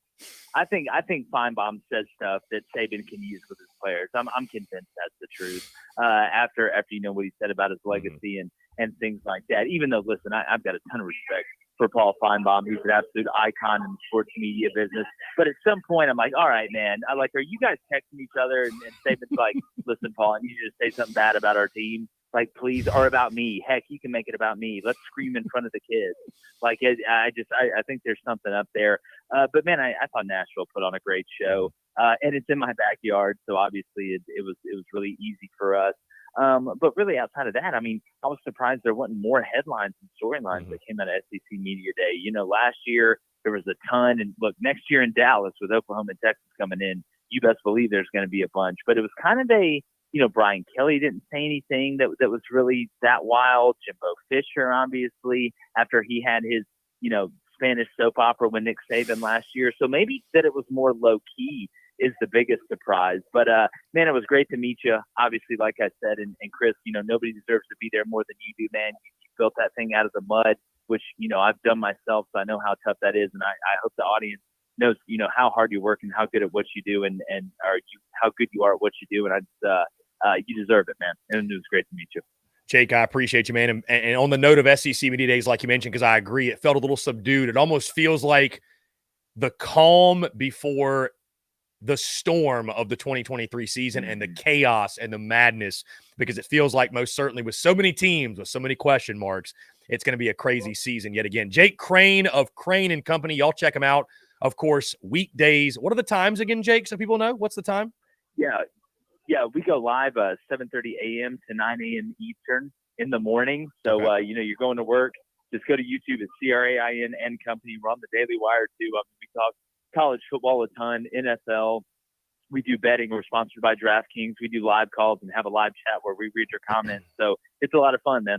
7:30 to 9. Y'all check him out. Jake, appreciate you taking the time, man. Enjoy the honeymoon, by the way, and we'll talk to you again soon. I will, man. I hate flying, so I'm over here just trying not to panic like Jodie Foster and just run into a room and lock myself in it. But it's always fun, Chris. Yeah, man. Take care. Appreciate you, Jake. Great stuff from our friend Jake Crane, guys. It's always a blast. Always a pleasure to talk with him. Guys, we're going to jump into a quick break, but on the other side, the Q&A Power Hour gets rolling. I want to hear from each and every single one of you at 843-790-3377. Your questions, comments, calls, and more on the other side of this break. You're tuned in to the Daily Crow.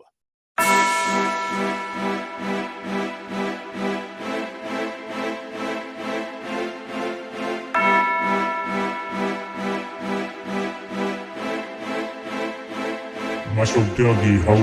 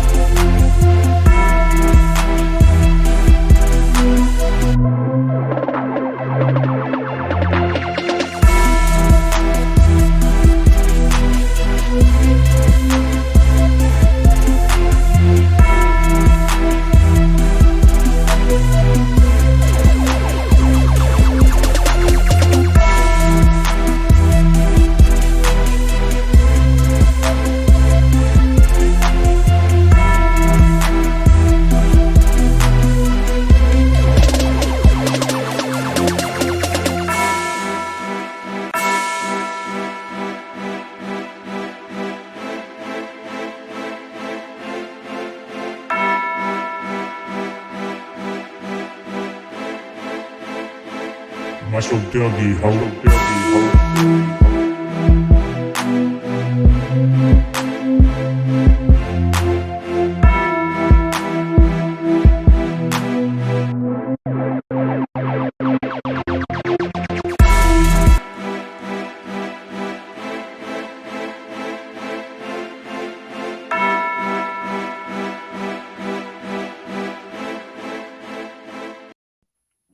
Ladies and gents, boys and girls, we are back here on this Friday, July the 21st, 2023. It's crazy because we haven't been live all week.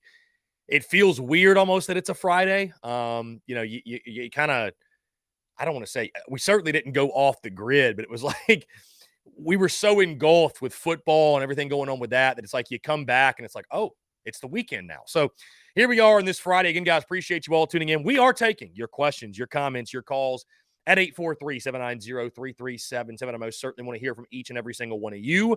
Also want to say thank you to Jake Crane of Crane & Company for taking the time to chat. Always a pleasure to talk with one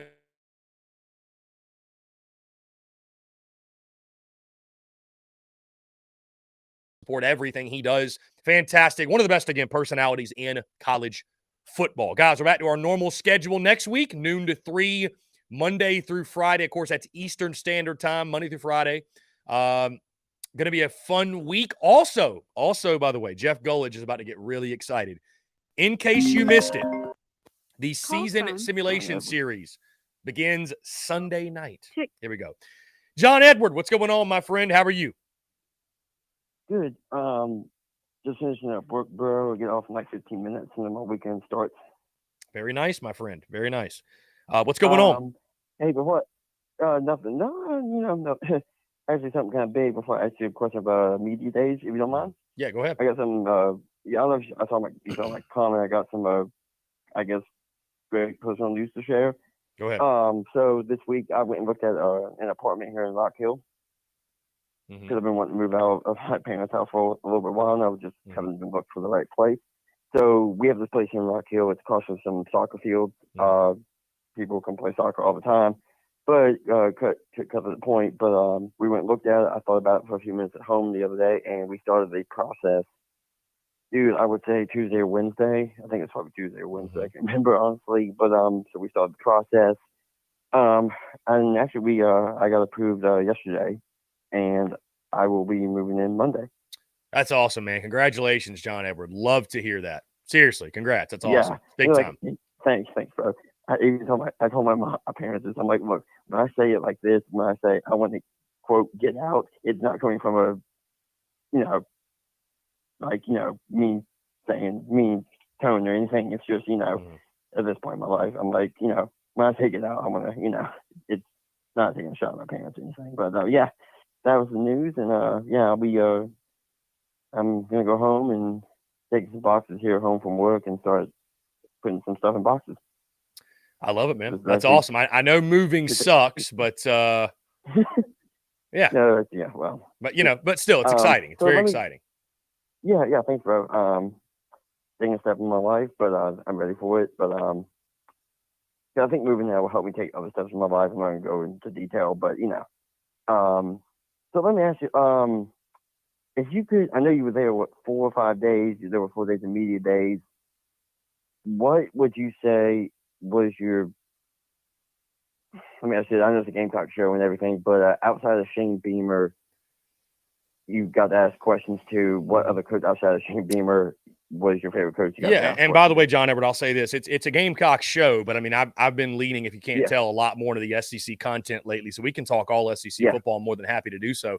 And of course, I talked media days all week long in the podcast and broke down every team. So feel free to not just you, but anybody else to ask any SEC questions. So I think your question was what? Who was my favorite coach that I heard from at SEC media besides Shane Beamer? Is that the question? Yeah. So, and to answer your question too, it was 6 coaches that I got to ask questions to. Brian Kelly of LSU, Zach Arnett of Mississippi State, Billy Napier of Florida. Who else? Shane Beamer, of course, of South Carolina. Who am I forgetting? My goodness. Not Kiffin. I already mentioned Arnett. I'm drawing a blank. Why am I drawing a blank here? I genuinely don't know why. Oh, Mark Stoops of Kentucky, and then there was one more. And then Clark Lee of Vanderbilt. Of course, say the best for last. My favorite coach that I heard from not named Shane Beamer. I'll say this. I love listening to Kirby Smart. I feel like he's a guy that, talking football, he's one of the most motivational coaches out there. I mean, he's a guy that listening to him speak, you want to run through a brick wall. My guy JD Pikelov on 3 said it best, that Kirby Smart's a guy, when you hear him speak, you learn life lessons, right? I mean, he's a guy that talks about leadership. He talks about being a competitor. He talks about being a winner. I love their mantra for the season, better never rests. I know that people were expecting the media to grill him about the stuff going on off the field. And I think he got one question about that from Pat Forty. I was surprised there wasn't more, but, Kirby Smart's a guy who wanted to talk football. And, you can say what you want about the off the field stuff, and I'm not condoning any of it, right, with the street racing and 2 people died and the other stuff going on. But when it comes to on the field, he's one of the best, if not the best coach in college ball. I'd probably say right now he is the best coach in college ball, better than Nick Saban, because of what they've done the past 2 years. So Kirby Smart was one of my favorites for sure. I like listening to Mark Stoops. Like I said, I'm stock up now a little bit more so. And not saying, like, does that mean that I'm changing my record predictions or, I picked South Carolina to finish 3rd in the SEC East.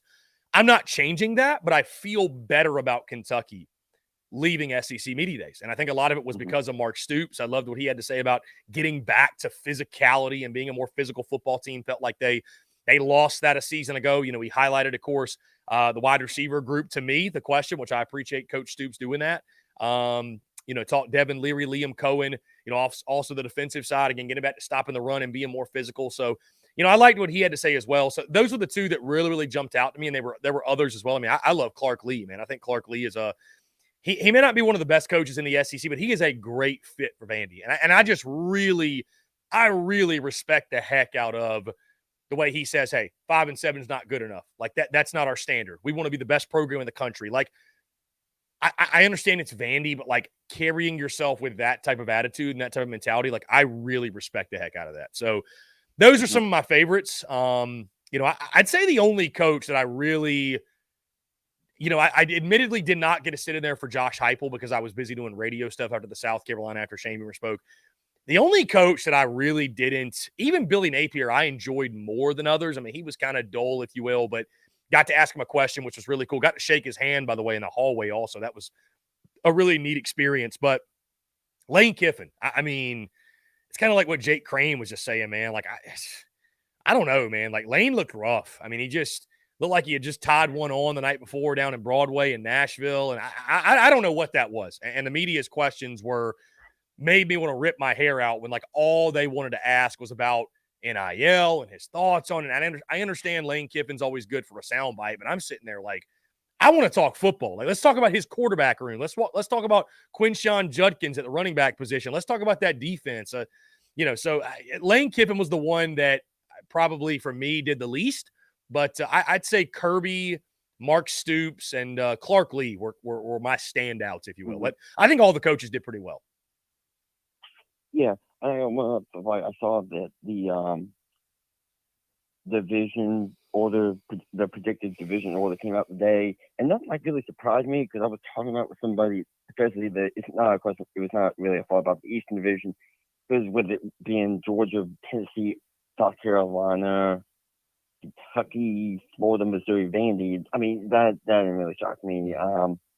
But in the West, I'm just like a couple of things kind of stood out to me in different ways. I still have LSU winning the West because I know, look, doubt Nick Saban at your own risk. People have done that before. But I've all the question marks Saban's had in the past at Alabama. This is like the biggest one he's ever had. And I think, I don't know, people give him the benefit of the doubt. I don't know. But I mean, like you said earlier, LSU's got so much coming back. And so seeing LSU not pick to win the West was really shocking. And then seeing Mississippi State finish last in the division, and I know some people you have picked Mississippi State to beat us at home, but it didn't, I'm in the middle, dude, because seeing Mississippi State finish last, I guess didn't surprise me, but it didn't shock me a little bit. Kind of shocked me, but didn't surprise me. Because seeing these people pick Mississippi State to finish last, I think people did that because people don't know what they're going to be without like leads. Yeah, I mean, I think picking Mississippi State to finish 7th is kind of it's just the low-hanging fruit because of the unknowns. You know what I mean? What is Zach Arnett going to be? Is he really the long-term answer for Mississippi State? He's in a really tough situation, obviously following the passing of the late, great Mike Leach, and nobody really knows what they're going to be on the offensive side under Kevin Barbay. So it's one of those situations where I think they're just the easy pick to put in that 7 spot. I'm not totally stunned that Alabama was picked to win the West. I'm surprised because based off the conversations that I had with folks at SEC Media Days, it felt like LSU was the consensus. But I will say this.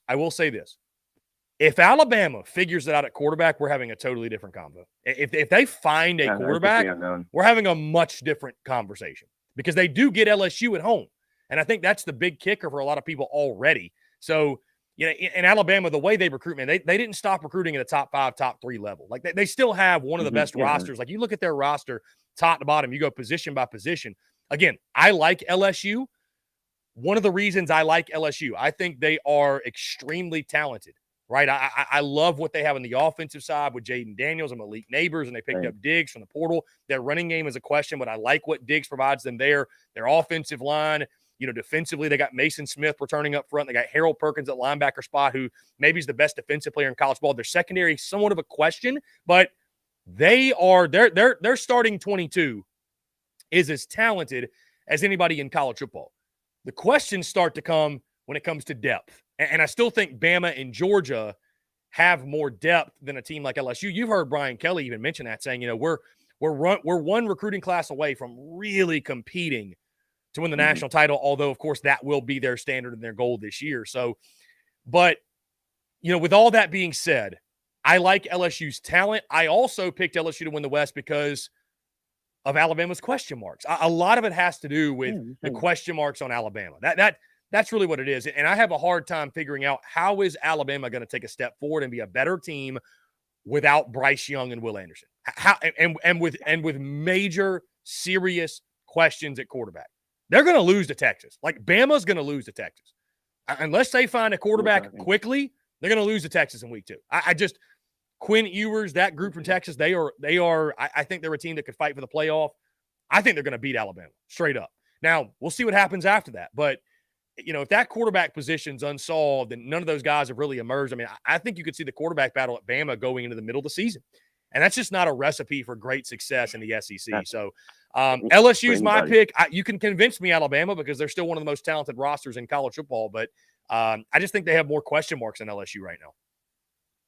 Yeah, I mean, I agree with everything you said. I mean, it's just like this. I mean, I don't know if it's because Alabama fans have been spoiled, but I mean, you look at the past and I'll let you go. But look what they've had. I mean, they've had Bryce Young, number 1 pick, and just before Bryce, Mac Jones. What do you say about him in the pros now? But still won the championship.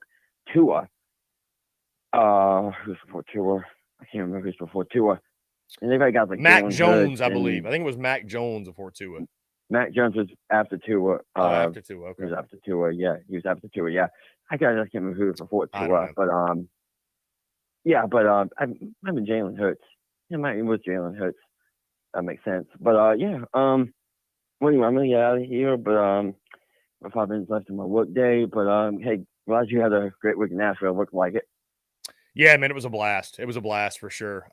Really enjoyed it. And it's funny. I don't want to flex here.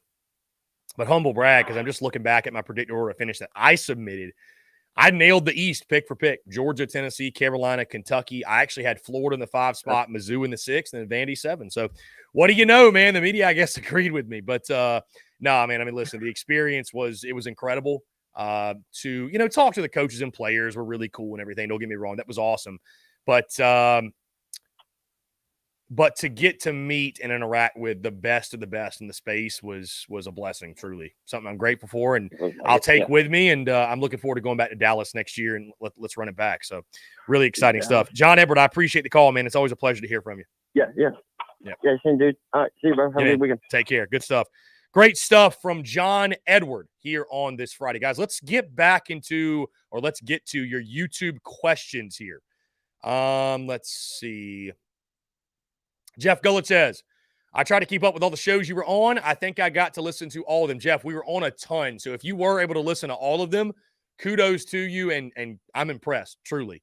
We went on a pair of Arkansas shows yesterday. We were on with Mark Rogers yesterday, the Fan Upstate yesterday, WFNZ this morning. Went on that SEC podcast on Monday. Also tomorrow, I'm actually jumping on tomorrow. Well, let me make sure I get the information correct here. I'm jumping on tomorrow morning with Southern Sports Central Radio. So they are a online radio show. And tomorrow morning at 11 a.m. Eastern, yours truly will jump on with the guys over at Southern Sports Central Radio Network to talk all things SEC Media Day. It's going to be a lot of fun. Let's jump back to the phone lines. Robbie Davis, Zaxby's Hall of Famer. Robbie, what's going on, my friend? How are you? I'm doing pretty good. I'm sitting poolside as we speak. Sitting poolside as we speak. Robbie, it feels good to be good, my friend. I hear you. But I like everything. Obviously, it was very, I guess, in my opinion, everything Beamer said in the press conference yesterday was very vanilla, in my opinion. Now, did I like what I heard? Absolutely, I did, of course. And I think it might take some time to get some very good defensive line players that can help us right from the get-go. But I'm really curious to see, again, like I've said before, how Robinson does his first year at Carolina. Mm-hmm. Because like I've said also, he's been on the teams whenever we've had really good teams. He was on the 2011 and 2010, if I remember correctly. And we had some pretty good defensive linemen in those years. So I'm really excited to see how it goes. And it's not going to be fixed overnight, okay? Obviously, we know that, right? The defensive line and the offensive line is not going to be fixed overnight. It's going to take some time. But the two things I'll be watching very closely, actually three things. The offensive line, the defensive line, and I'm curious to see how Joyner does at running back this coming season. Because if he just keeps getting bigger, I think he'll be all right.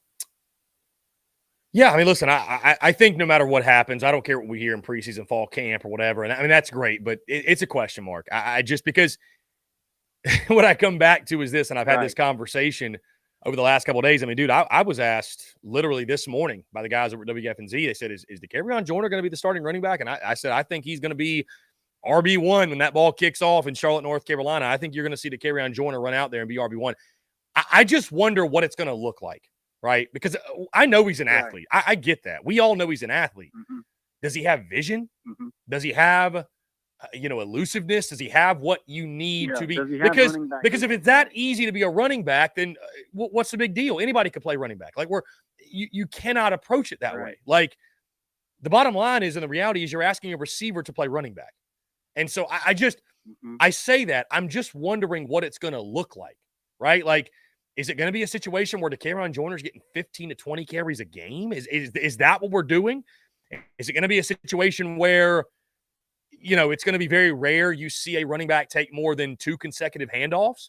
Is it going to be a situation where Carolina's throwing it 75% of the time? So who's playing running back is sort of just kind of to be a decoy anyways. Like the running game as a whole is a question. Mm-hmm. I mean, listen, even if Marshawn Lloyd had that, maybe that's the point that we're missing.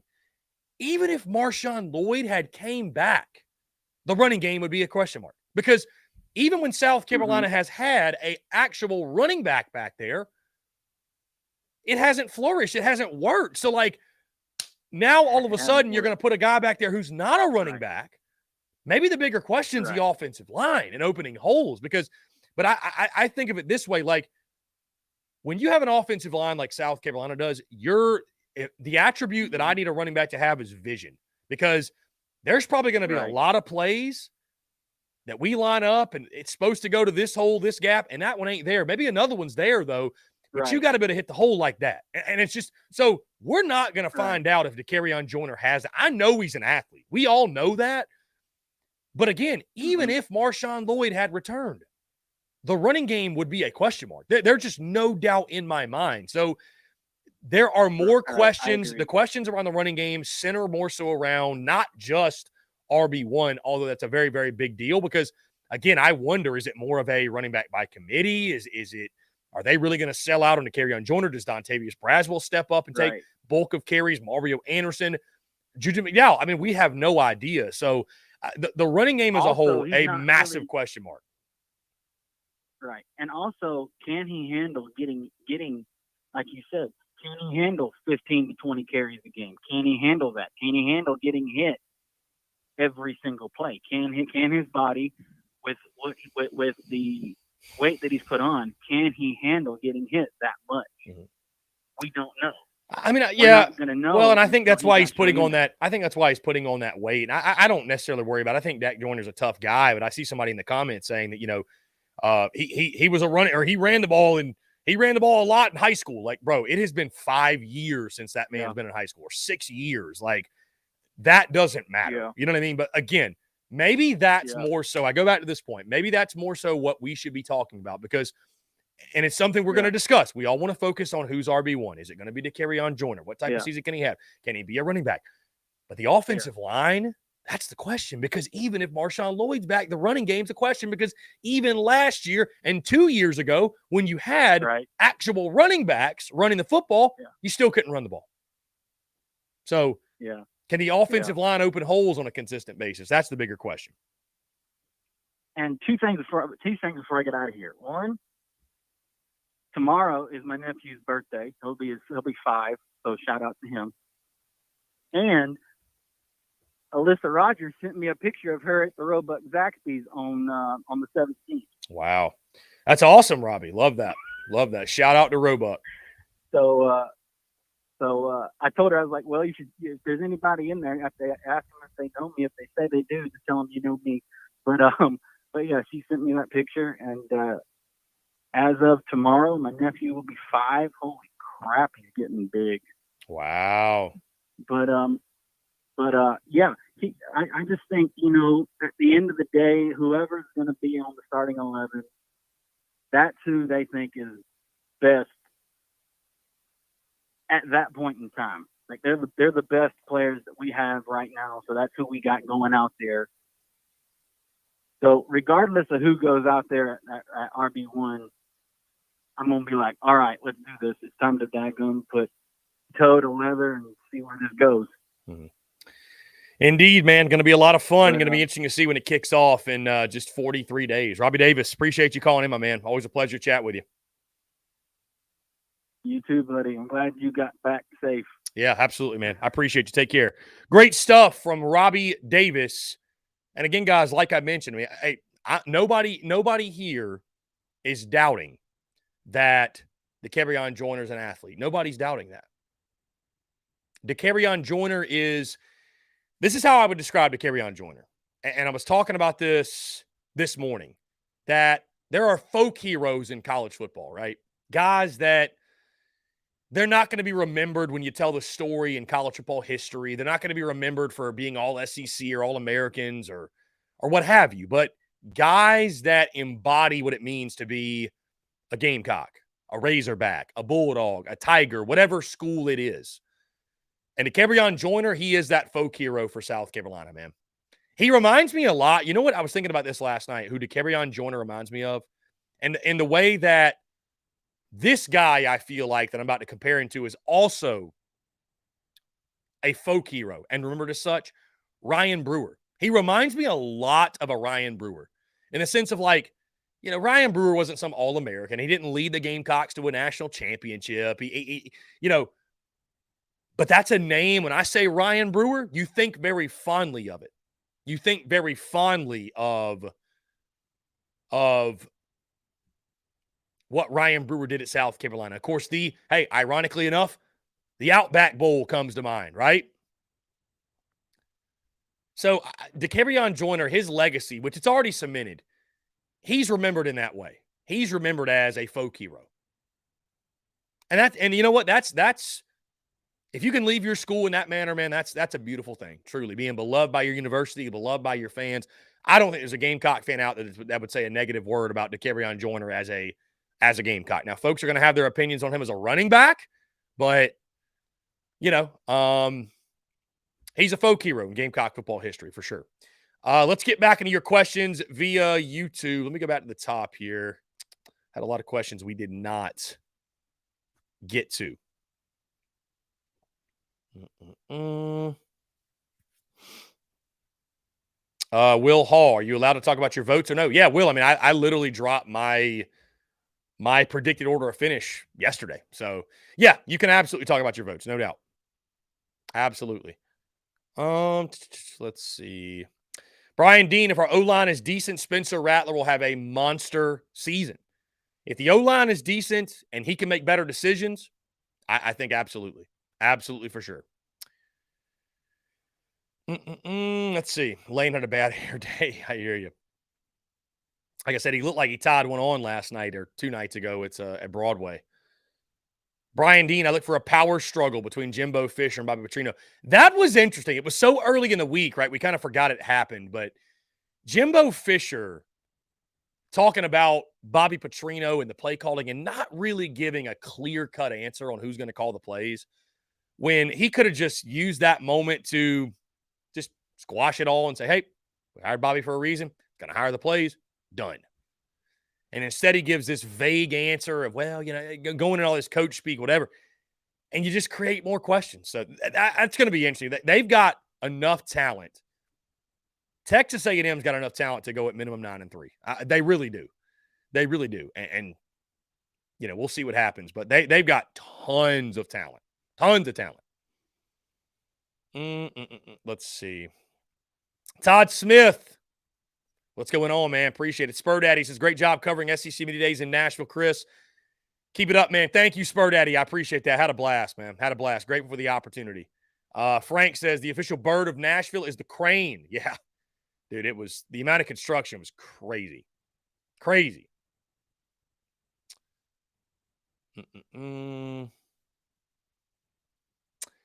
Breakin says, Beamer's face. What? That's going to make for a great clip later. What my guy Austin was talking about Shane Beamer. It's I mean, he was wild. Those comments were wild. Those comments from Austin were nuts. Let's see.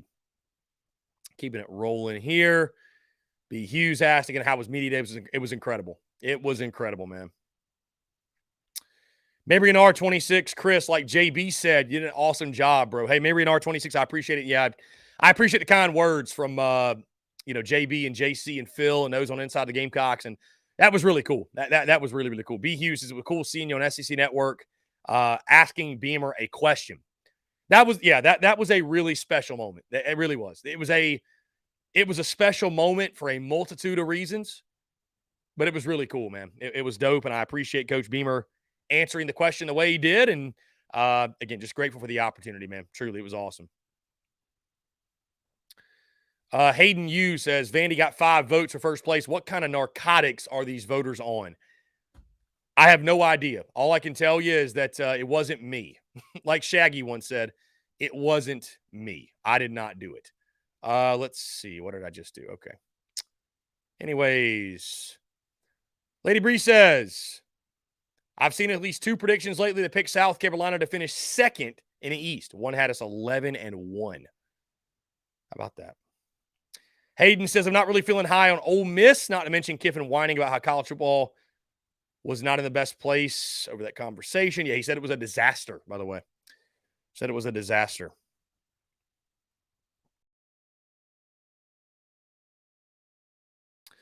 Lady Bree TV says, Kentucky's going to go back down. They were the biggest beneficiary of Muschamp tanking 2 East programs.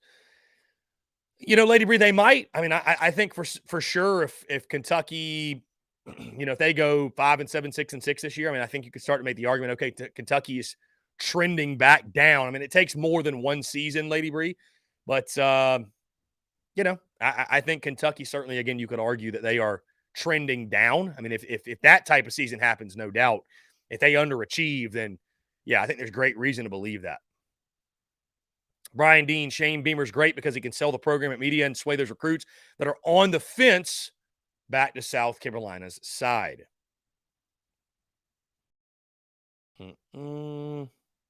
Let's see. Ryan Dean, I'm interested to see the O-line player that transferred from Yale. Yeah, Nick Gargiulo, who will probably start at one of the guard positions. I mean, they're going to be dependent on him, man. I mean, you think about it, dude. Nick Gargiulo from Yale, Jackson Hughes from, I believe, Charlotte, the kid from Mercer, the kid from Sidney Fugar from Western Illinois. You're going to be dependent on those guys. I mean, it's for depth or to start or whatever. So, I don't know, man. I mean, you know, on one hand, and I appreciate the question, Brian Dean, but on one hand, I feel like we're talking so much about the offensive line, and the offensive line questions are so great, and the expectations for the offensive line, they're so low that, I guess it wouldn't really surprise me if the offensive line wasn't better than people are expecting, because the expectations are like at the bottom. At the same time, like I think the question marks are real, guys. I think the question marks for the offensive line are absolutely real. I do. Lady Bree says, I will say all chatter is that the O-line is better than it was last year. I guess I ask you this, Lady Bree, what makes you so sure? Do you feel like that is it addition by subtraction? Do you think that a couple of those starters last year weren't very good? I guess I'd have to ask you that question, because the way I see it, it could very well work out and that be the case, by the way, Lady Bree. It could very well be the case to where it is addition by subtraction. You had some guys that, while they were experienced, doesn't mean they were great players. On the flip side, you return 50 less starts than you did last season for an offensive line that already was not very good. And to be fair, though, the offensive line improved greatly, right, from week 1 to week 13. It improved greatly. And I think the offensive line, guys, in week 1, I think it's going to look a little bit better than it actually is. I do, because I just don't think UNC is going to have the bodies up front to expose you. I just don't think they will. Now, I think when you play Georgia week 3, I think we're going to find out just how far away we are in that regard. I do. I think Georgia's going to bully South Carolina. Maybe I'll see something to change my mind in the first couple of weeks, but I don't think so. Lady Bree says, no, I said the O-line was a big question this year. I'm just hearing the chatter from the coach and players. Okay. All right. I got you. I mean, we'll see. I mean, we all hope it's better. We all hope it's better for sure. Guys, that being said, let's go ahead and jump into another quick break. On the other side, I want to continue to hear from you, more of your questions, comments, calls, and more here on the other side of this break. You're tuned in to the Daily Crow.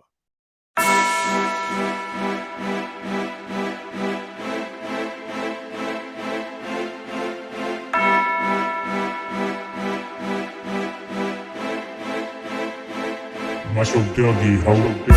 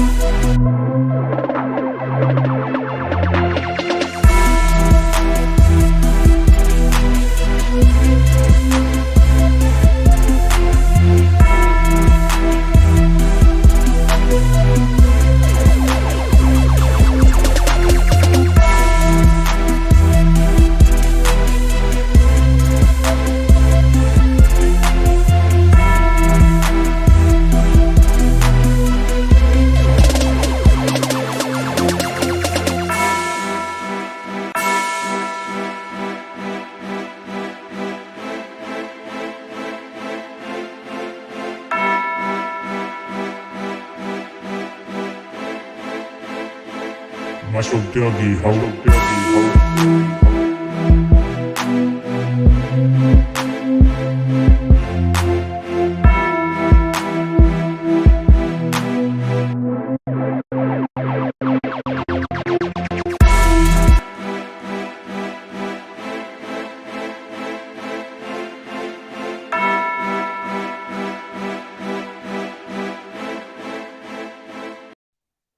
All right, guys, we're back here on this Friday, July the 21st, 2023. Appreciate each and every single one of you tuning in. Hope you're having a fantastic start to your weekend and excited to be back in studio chatting with you all. As I was mentioning in the last segment, do not forget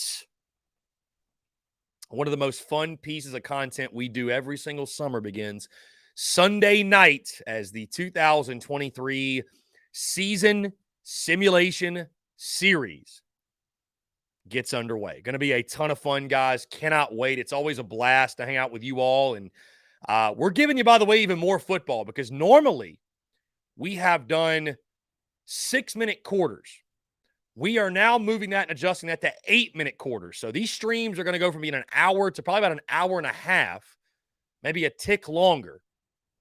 But I'm hoping that the stat lines and the scores, that they might be a little bit more realistic, right, with more time in the game. So I'm looking forward to it, guys. We'll play North Carolina on Sunday night, FCS East, because Furman's not in the game. We'll do that Monday night. And then Tuesday night, we will do Georgia. And it'll be Sunday, Monday, Tuesday over the next, 4 weeks, right? We'll do Sunday, Monday, Tuesday over the next 4 weeks. It'll conclude middle of August or so. We are taking a week off in the second to last week in August, guys. So just be aware, the week before game week, yours truly is going to the great state of Montana to see some family. And I figured get one last big trip in before the season officially kicks off. I'll be going Sunday to Saturday of that week. So looking forward to it. It's going to be a lot of fun. Really excited to see Montana. I've heard great things. And of course, guys, when we get back, it'll be that Saturday. We're actually going to get back in town that Saturday before Vandy and Hawaii that night. So because I'm excited. I want to cut it on. I want to be a part of it. I want to check it out. I want to check in. So we're doing it. We're going to see the family and going to be a good time, but I'll be excited to get back after it with college football content, all that good stuff. Yes, we're flying, Hayden. I would never drive that. Never would drive that. My guy Tucker, what's going on, Rip? He says, love the simulations. Yeah, Tucker, they're a good time. They're a very good time, a lot of fun. Guys, I did want to mention and talk about really, really quickly because, of course, on the note of East, West, and Champion all announced the media's picks. Georgia and Alabama picked to win their respective divisions. Georgia picked as the SEC champion, which I don't think is really all that surprising. But, we were talking earlier with Jake Crane about the SEC East. And the SEC West is crazy, right? Because you look at Alabama, LSU, and then who knows after that. The SEC East is damn near the same way. I think we all agree, obviously. It's Georgia at the top of the SEC East. I think most folks are convinced Tennessee is the number 2 team. But, guys, I could argue the East is even crazier than the West because there are real reasons. You could give me real reasons why 2 through 6 could finish in any order. Tennessee, South Carolina, Kentucky, Florida, Mizzou. Heck, you could give me reasons why Vanderbilt is not going to finish last in the SEC East. And I think it's a situation where, you've got Georgia, Alabama, LSU at the top. Everybody else, teams take offense when you say, why are you picking us to lose 4 or 5 games or what? These middle-of-the-pack teams, man, they're just going to beat up on each other, dude. I mean, it's going to lead to, we talked about SEC Media Days, not a lot of crazy storylines coming out. It was sort of calm. I think that's the calm before the storm of what is the 2023 season in the SEC. I think it's going to be, we are going to have 50-50 games on a weekly basis. We're going to have games. We're going to have upsets that people don't see coming. It's going to be a tough season for a gambling perspective as well, trying to pick these games. I think it's going to be a really, really crazy season. It's going to be a lot of fun to watch this thing shake out because, again, you could realistically give me reasons. South Carolina is just like Kentucky, is just like Missouri, is just like Tennessee. Heck, is even just like Florida. You can give me reasons why they're going to win 9 games. Heck, maybe even 10. You can also give me real reasons why they could win 6. Dare I say even miss a bowl game. Like, there's reasons for every one of these squads. Every one of these teams has imperfections. Every one of these teams has deficiencies. Every one of these teams has inconsistencies. And that is going to make for a fascinating 2023 season. So I'm looking forward to it, man. Again, I've got the Gamecocks 3rd.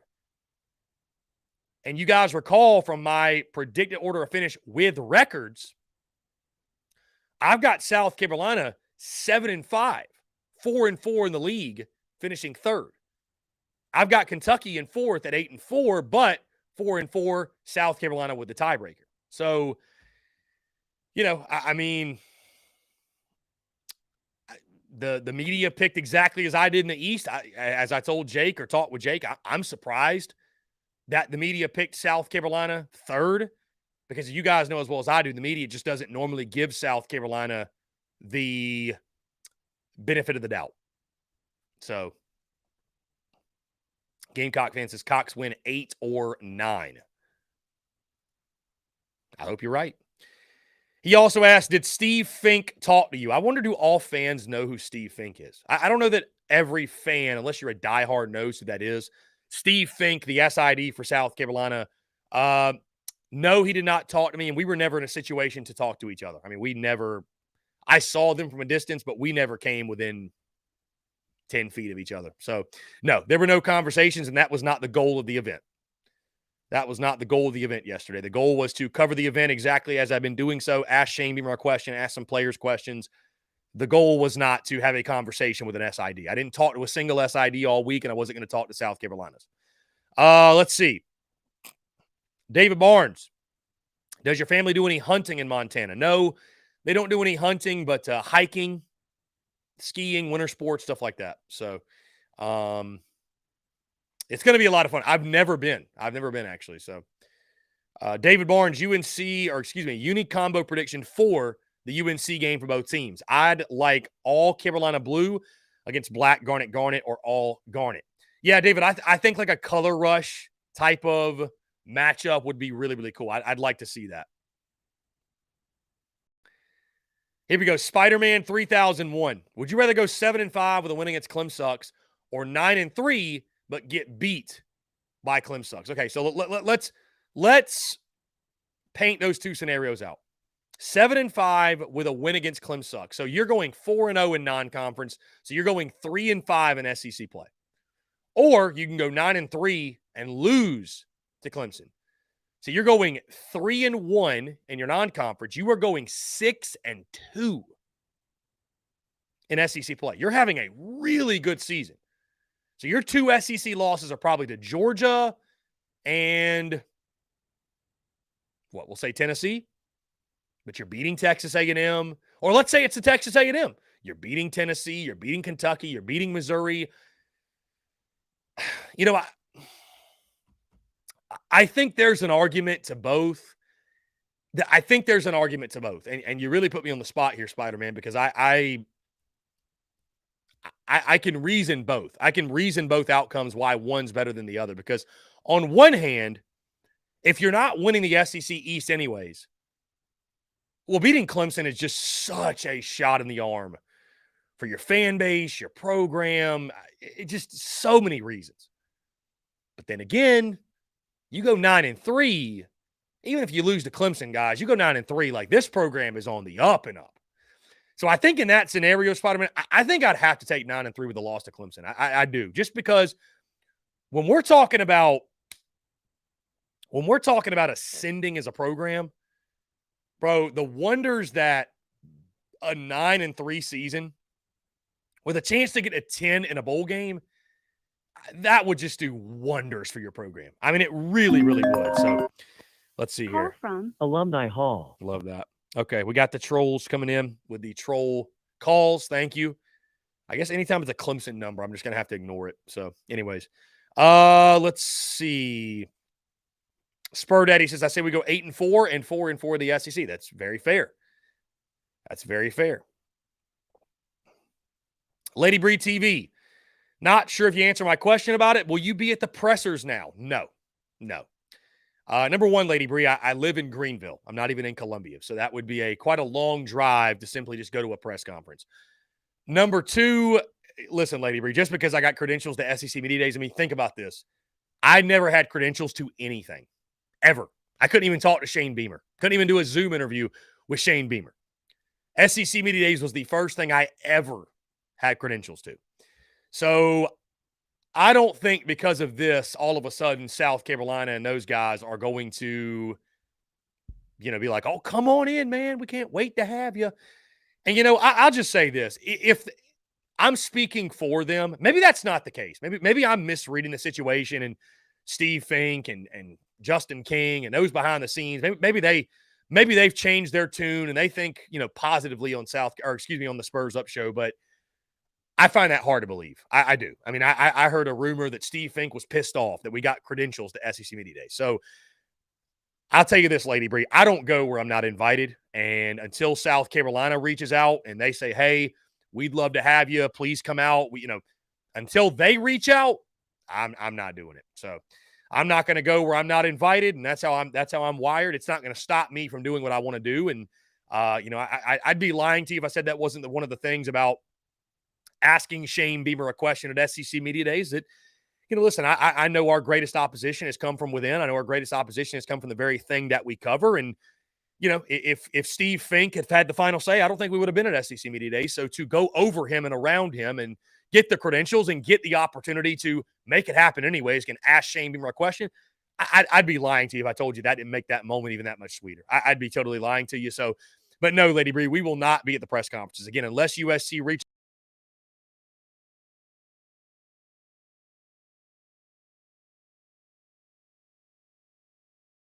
that.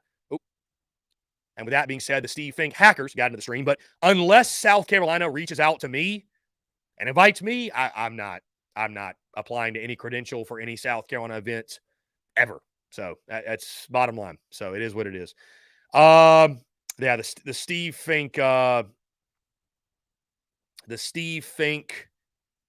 hackers. Gamecock fan to the SEC invites you to media days. They don't really invite anybody, Gamecock fan. You have to apply. Nobody gets invited necessarily. I mean, maybe some do, but as far as I know, it's a yearly process where you have to apply for credentials. So I applied for it, but I'm just saying that, I've applied with South Carolina before and been denied many a time. I've asked them simply for an interview with Beamer and denied many times, and they've gone out of their way to make sure they know that they think negatively of me. So I think I kind of know where we stand with that. Let's get back to the phone lines here. Call from Peyton. Peyton, what's going on, man? How are you? Good. About yourself, Chris? I'm doing fantastic, man. I appreciate you asking. What's going on? Not much. Just calling in to chit chat a little bit. Been a minute since I called in. Called in last Thursday. I was up in Kentucky. Made it back to the great state of South Carolina, and you did as well. Your SEC media trip to Nashville. I want to congratulate you on that again, man. That's really awesome. I loved all the content, man. Your question to Beamer, that was brilliant. I loved it. What was that like, man? Talking to old Coach Beamer up there, man. I'm sure that was really special. Yeah, Peyton. First things first, man. I'm glad you made it back from Kentucky, and I appreciate the kind words.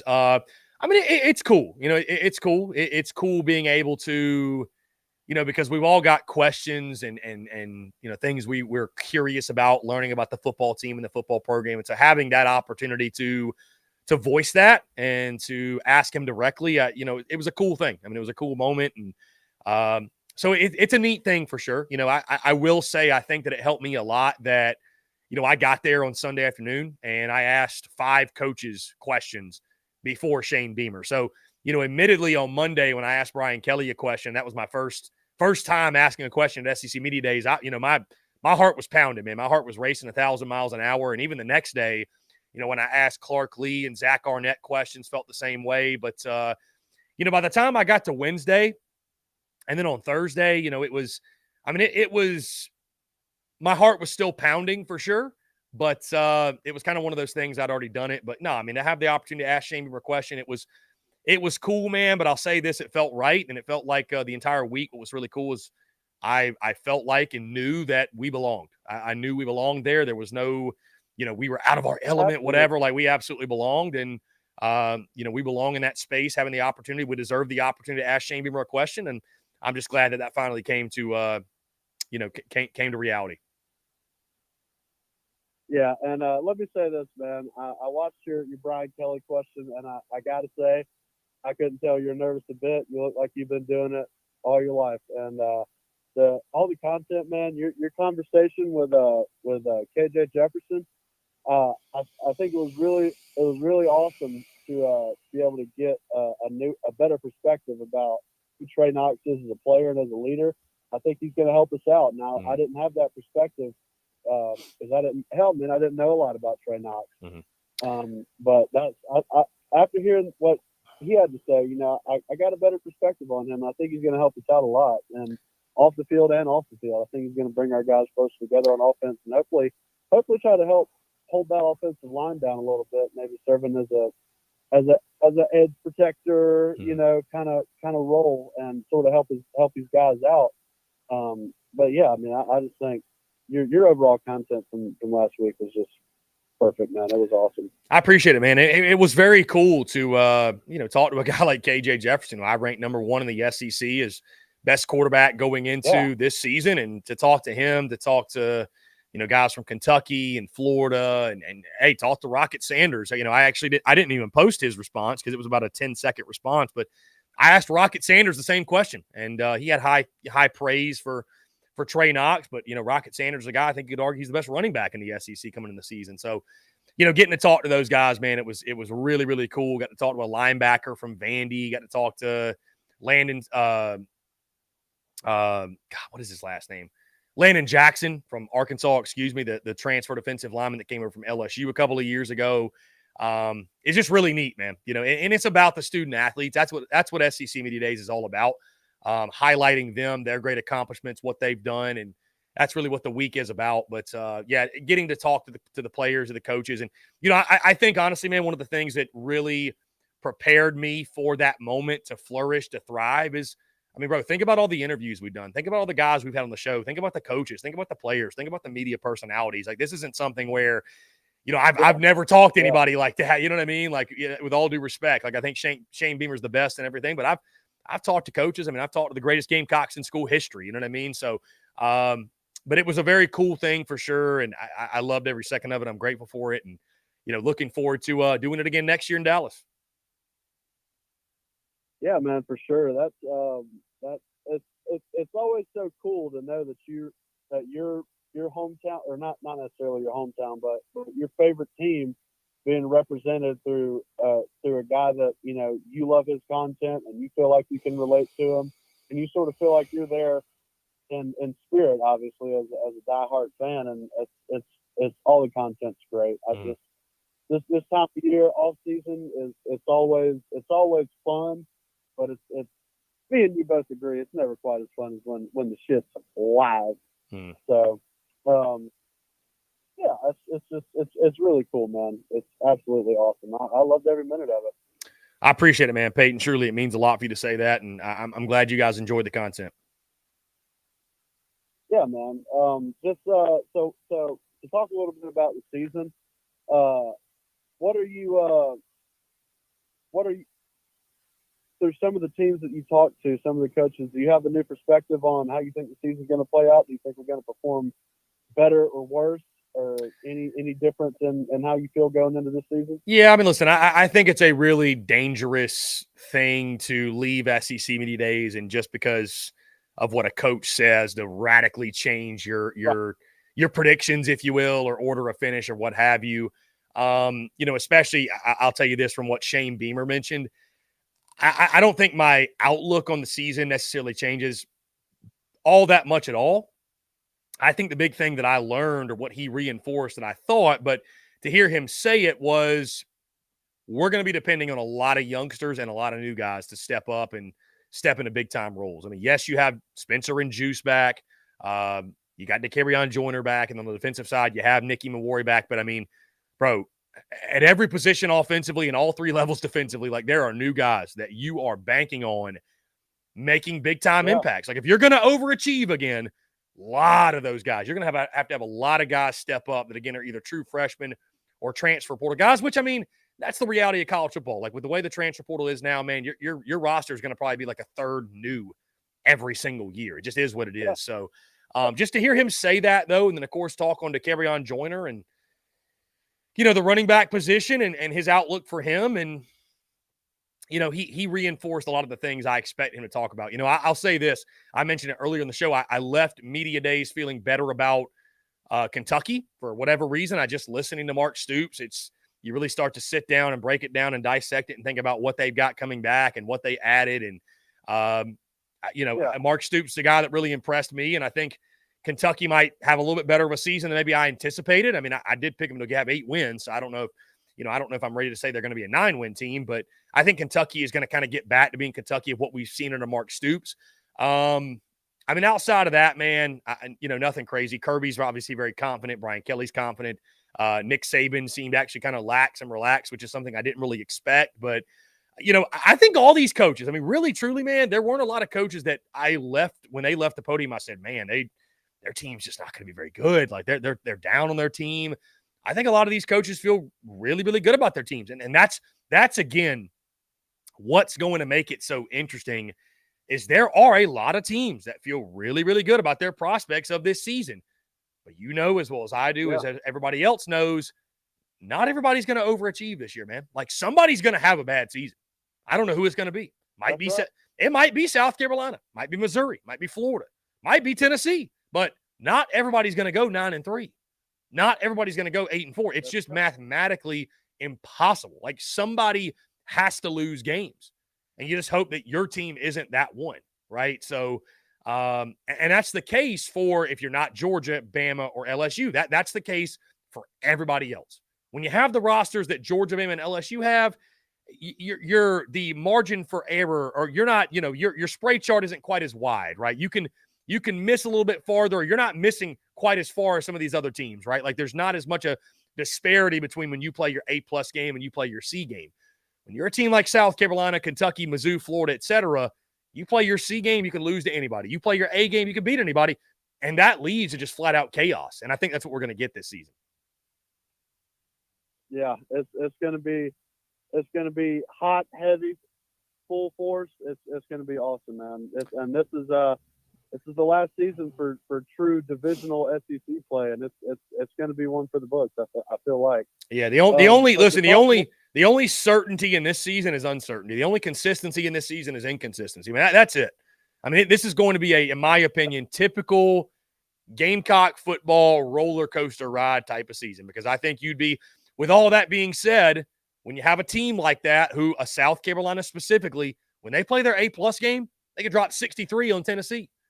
They play their C- or their F game or whatever, they get held without a touchdown, an offensive touchdown against a team like Florida who wasn't very good. So, I mean, that is such a wide range of potential outcomes. Who knows? Who knows? And to talk a little bit more about all the freshmen and all the young guys we're going to be having in crucial positions and playing valuable minutes for us, they're not all going to be Nick Eamon-Warries. They're not. And but hopefully they're not going to pose these huge threats. And I really hope that they don't put these massive holes in our game plan and teams specifically targeting certain players. And I hope that we can prevent from getting exploited week in and week out through our young positions. Mm-hmm. So they're not all going to be Nick Eamon-Warries, but we can hope, right?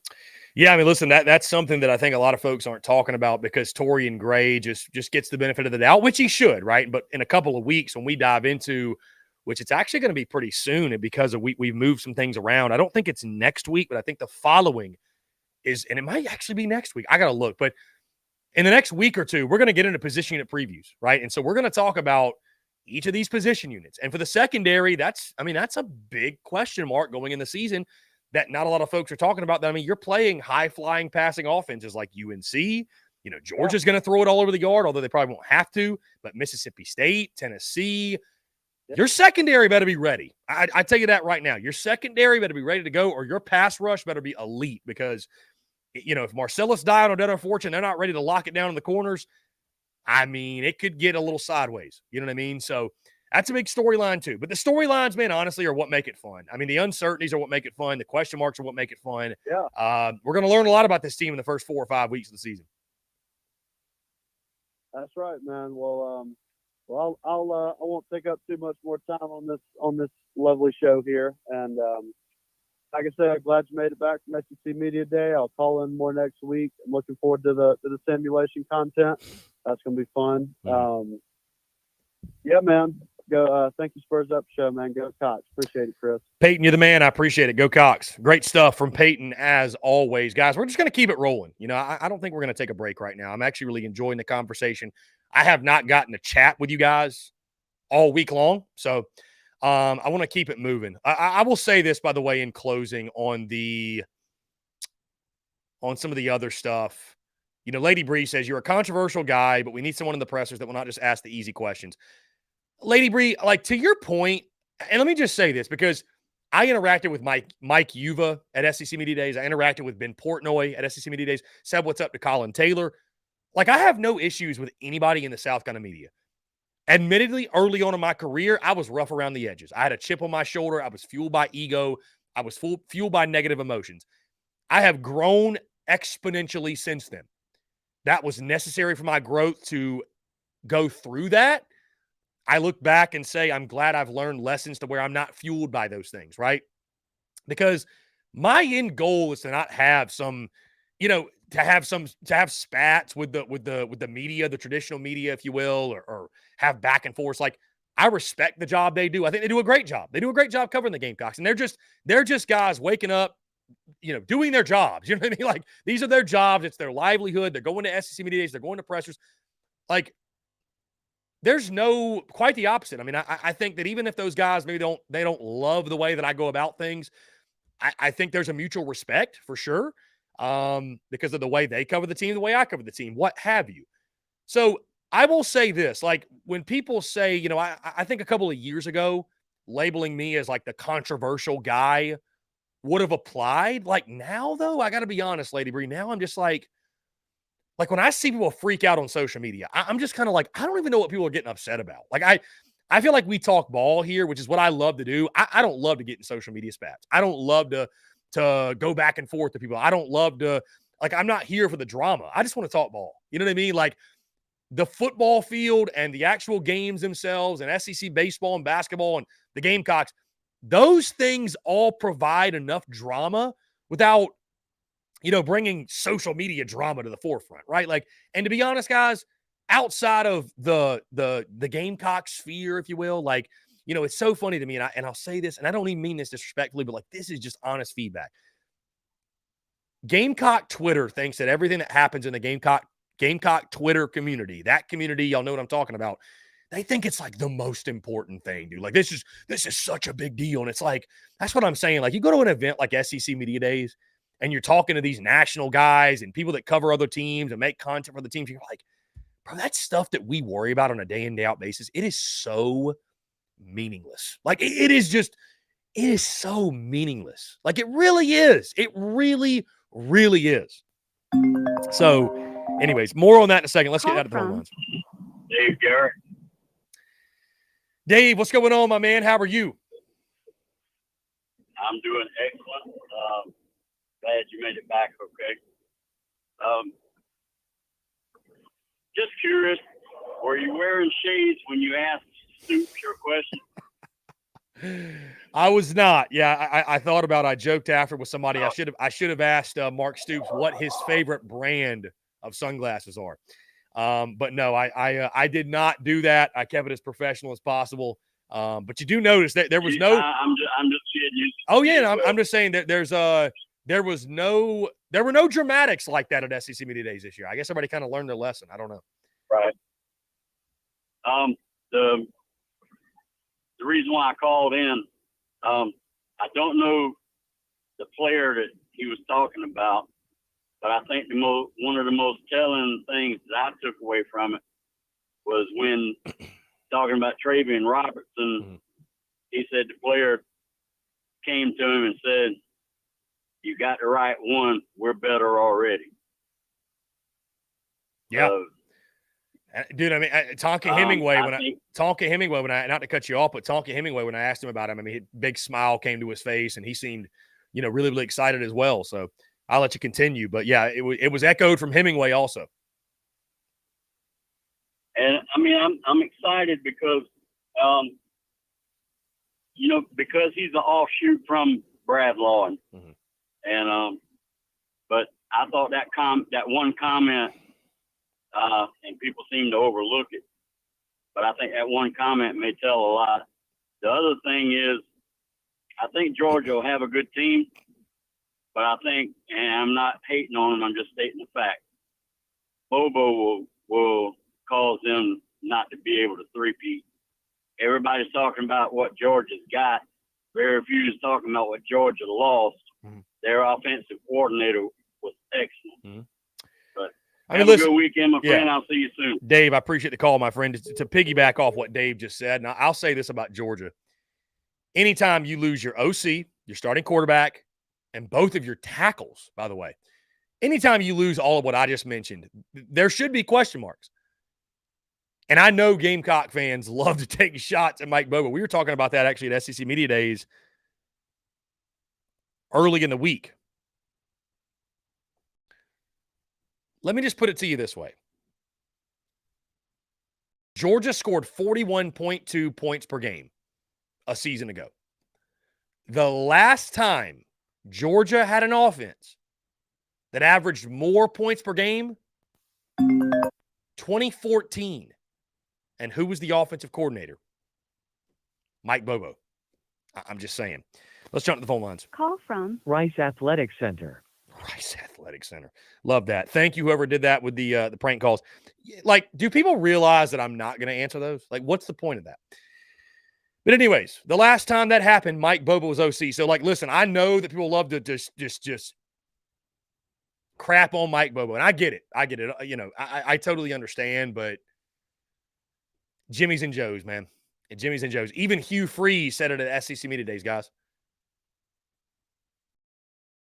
Having great players makes you a great play caller, like bottom line. I mean, I think that's what I've talked about this. We talk a lot about Dabble Loggins, and it's weird that some people think he hates the Dabble Loggins hire. That's why he's not high on the Gamecocks, and I go pick Carolina to finish third in the SEC East. And I don't think picking Carolina, I mean, y'all can tell me if I'm wrong. I don't think picking South Carolina to go 7-5 and 4-4 in the SEC is being down on South Carolina. I don't see that. I don't believe that. I really don't. I think the Gamecocks are a middle-of-the-pack SEC team that's going to be inconsistent, and they could very well win 8 games. Like, no doubt. They could also win 6. 7-5 feels right to me. But what I think people are going to learn about Dowell Loggins is this. I think, number one, he's going to be an upgrade for Marcus Satterfield. There is no question. I think we're going to get to season's end. And I think, again, the plan's going to be improved. Dowell Loggins is going to be an upgrade. But people, when we get to the end of the season, are going to go, great, we upgraded the OC. We've got to fix the offensive line. We've got to continue to upgrade talent. Like that, I think that is what's going to stand out. And I wonder, will the Gamecock fan base more so blame Dowell Loggins? Because I don't think Carolina's averaging 40 points per game. Nobody thinks that.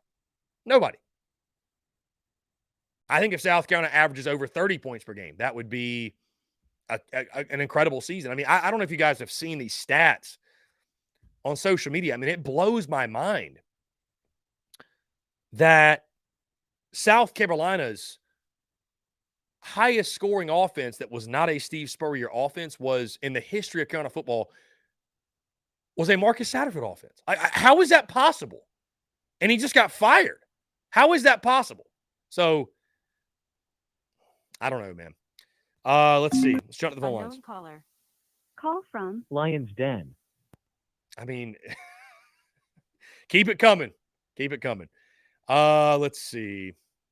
Are there any, dude, again, being around all of these national shows and everything, I'm like, Well, and I, you know what I was about to say? I was like, are there any other shows out there that get prank callers? But now I understand why they don't, because they've got like a soundboard, they're screening calls. I got to figure out that technology because we got to figure that out before kickoff, because if we don't, the post-game call-in shows are going to be a mess. They're going to be a mess anyways, but if we don't have a way to screen these calls and, you know what I'm saying, organize this, then it could get very ugly, like for sure. Let's see. Brennan M. The game was different in 2014. I hear you. I hear you, man. I'm just making the point. That's all I'm saying. I'm just making the point. No, Gamecock fan, when the calls come in, they are just coming in through our Google Voice line. That's it. So, I mean, it's, I think we'll be able to make it happen and deal with it because, listen, the post-game call-in shows are just going to be run wild with it. Run wild with it. You know what I mean? Like, go ahead. The more, the merrier, the crazier. I mean, I think that's going to be one of the things that's going to draw people to the post-game call-in show is that it's really going to be unfiltered, unhinged. I mean, I'm fully expecting that people are going to call in cussing me out, talking crap to me. Like, I'm expecting the worst to happen, right? The worst to happen. Gamecock fan says, I know JC is your friend, but this collective stuff is getting out of hand. Throwing shots at the Garnet Trust is sad. He said that other collective, Gamecock fan, I can't speak to what JC or anybody else says about whatever collective. I did not hear that. I did not see that, whatever. I don't think there's any sort of feud with JC and Garnet Trust or any other collective, because to your point, it wouldn't make a lot of sense. It wouldn't make a lot of sense. You know what I mean? Like, I know business owners can get in feuds and spats, but like, they're both benefiting USC. So I don't really know what there is to even argue about. You know what I mean? Like, I don't know what there is to spat about. So you'd have to take it up with JC on that. I have no idea. I'm not close enough to it to really speak on it.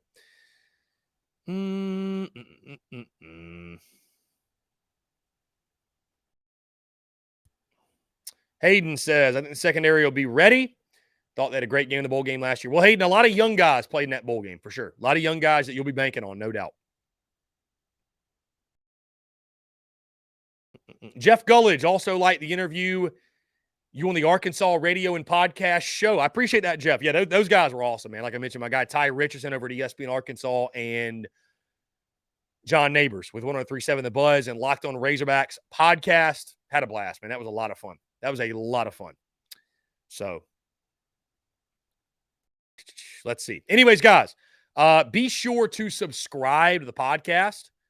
Yes, the podcast. Subscribe to YouTube first.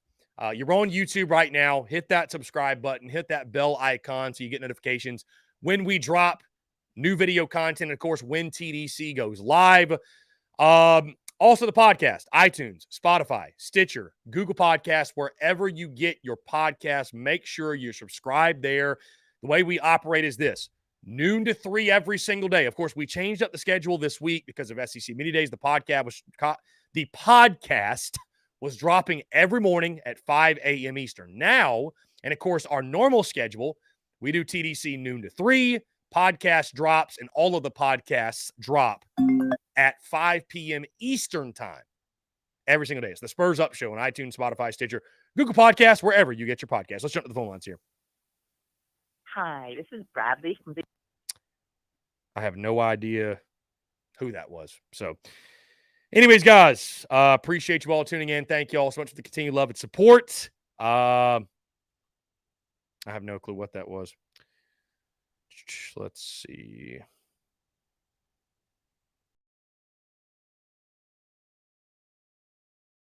No clue. Anyways, guys, Friday. We're already going into the weekend. Brendan M says, are you going to hire someone to screen callers? I don't know. Brendan. Maybe. I don't know. We'll see. I'm just going to kind of look and see what technology is available. I mean, I'm more than happy to go with the way we've been going. I have no problem with that, no issue. But it would be nice to, But then again, it's just one more thing for me to do and keep up with. And, so maybe we'll just keep rocking how we've been rocking. So whatever. Anyways, guys, we have hit 3:00 and thank you all so much. Appreciate you all tuning in. Subscribe on YouTube. Check out the podcast. Stay tuned to all of our content. Of course, content bleeding out the eyeballs. And I'll say this, guys, one last thing on SEC Media Days. I had high expectations for the event. I genuinely do not think it could have gone better than it did. I mean, really, truly, in all aspects, from the great people I met, interacted with, to the content itself. I mean, content was incredible.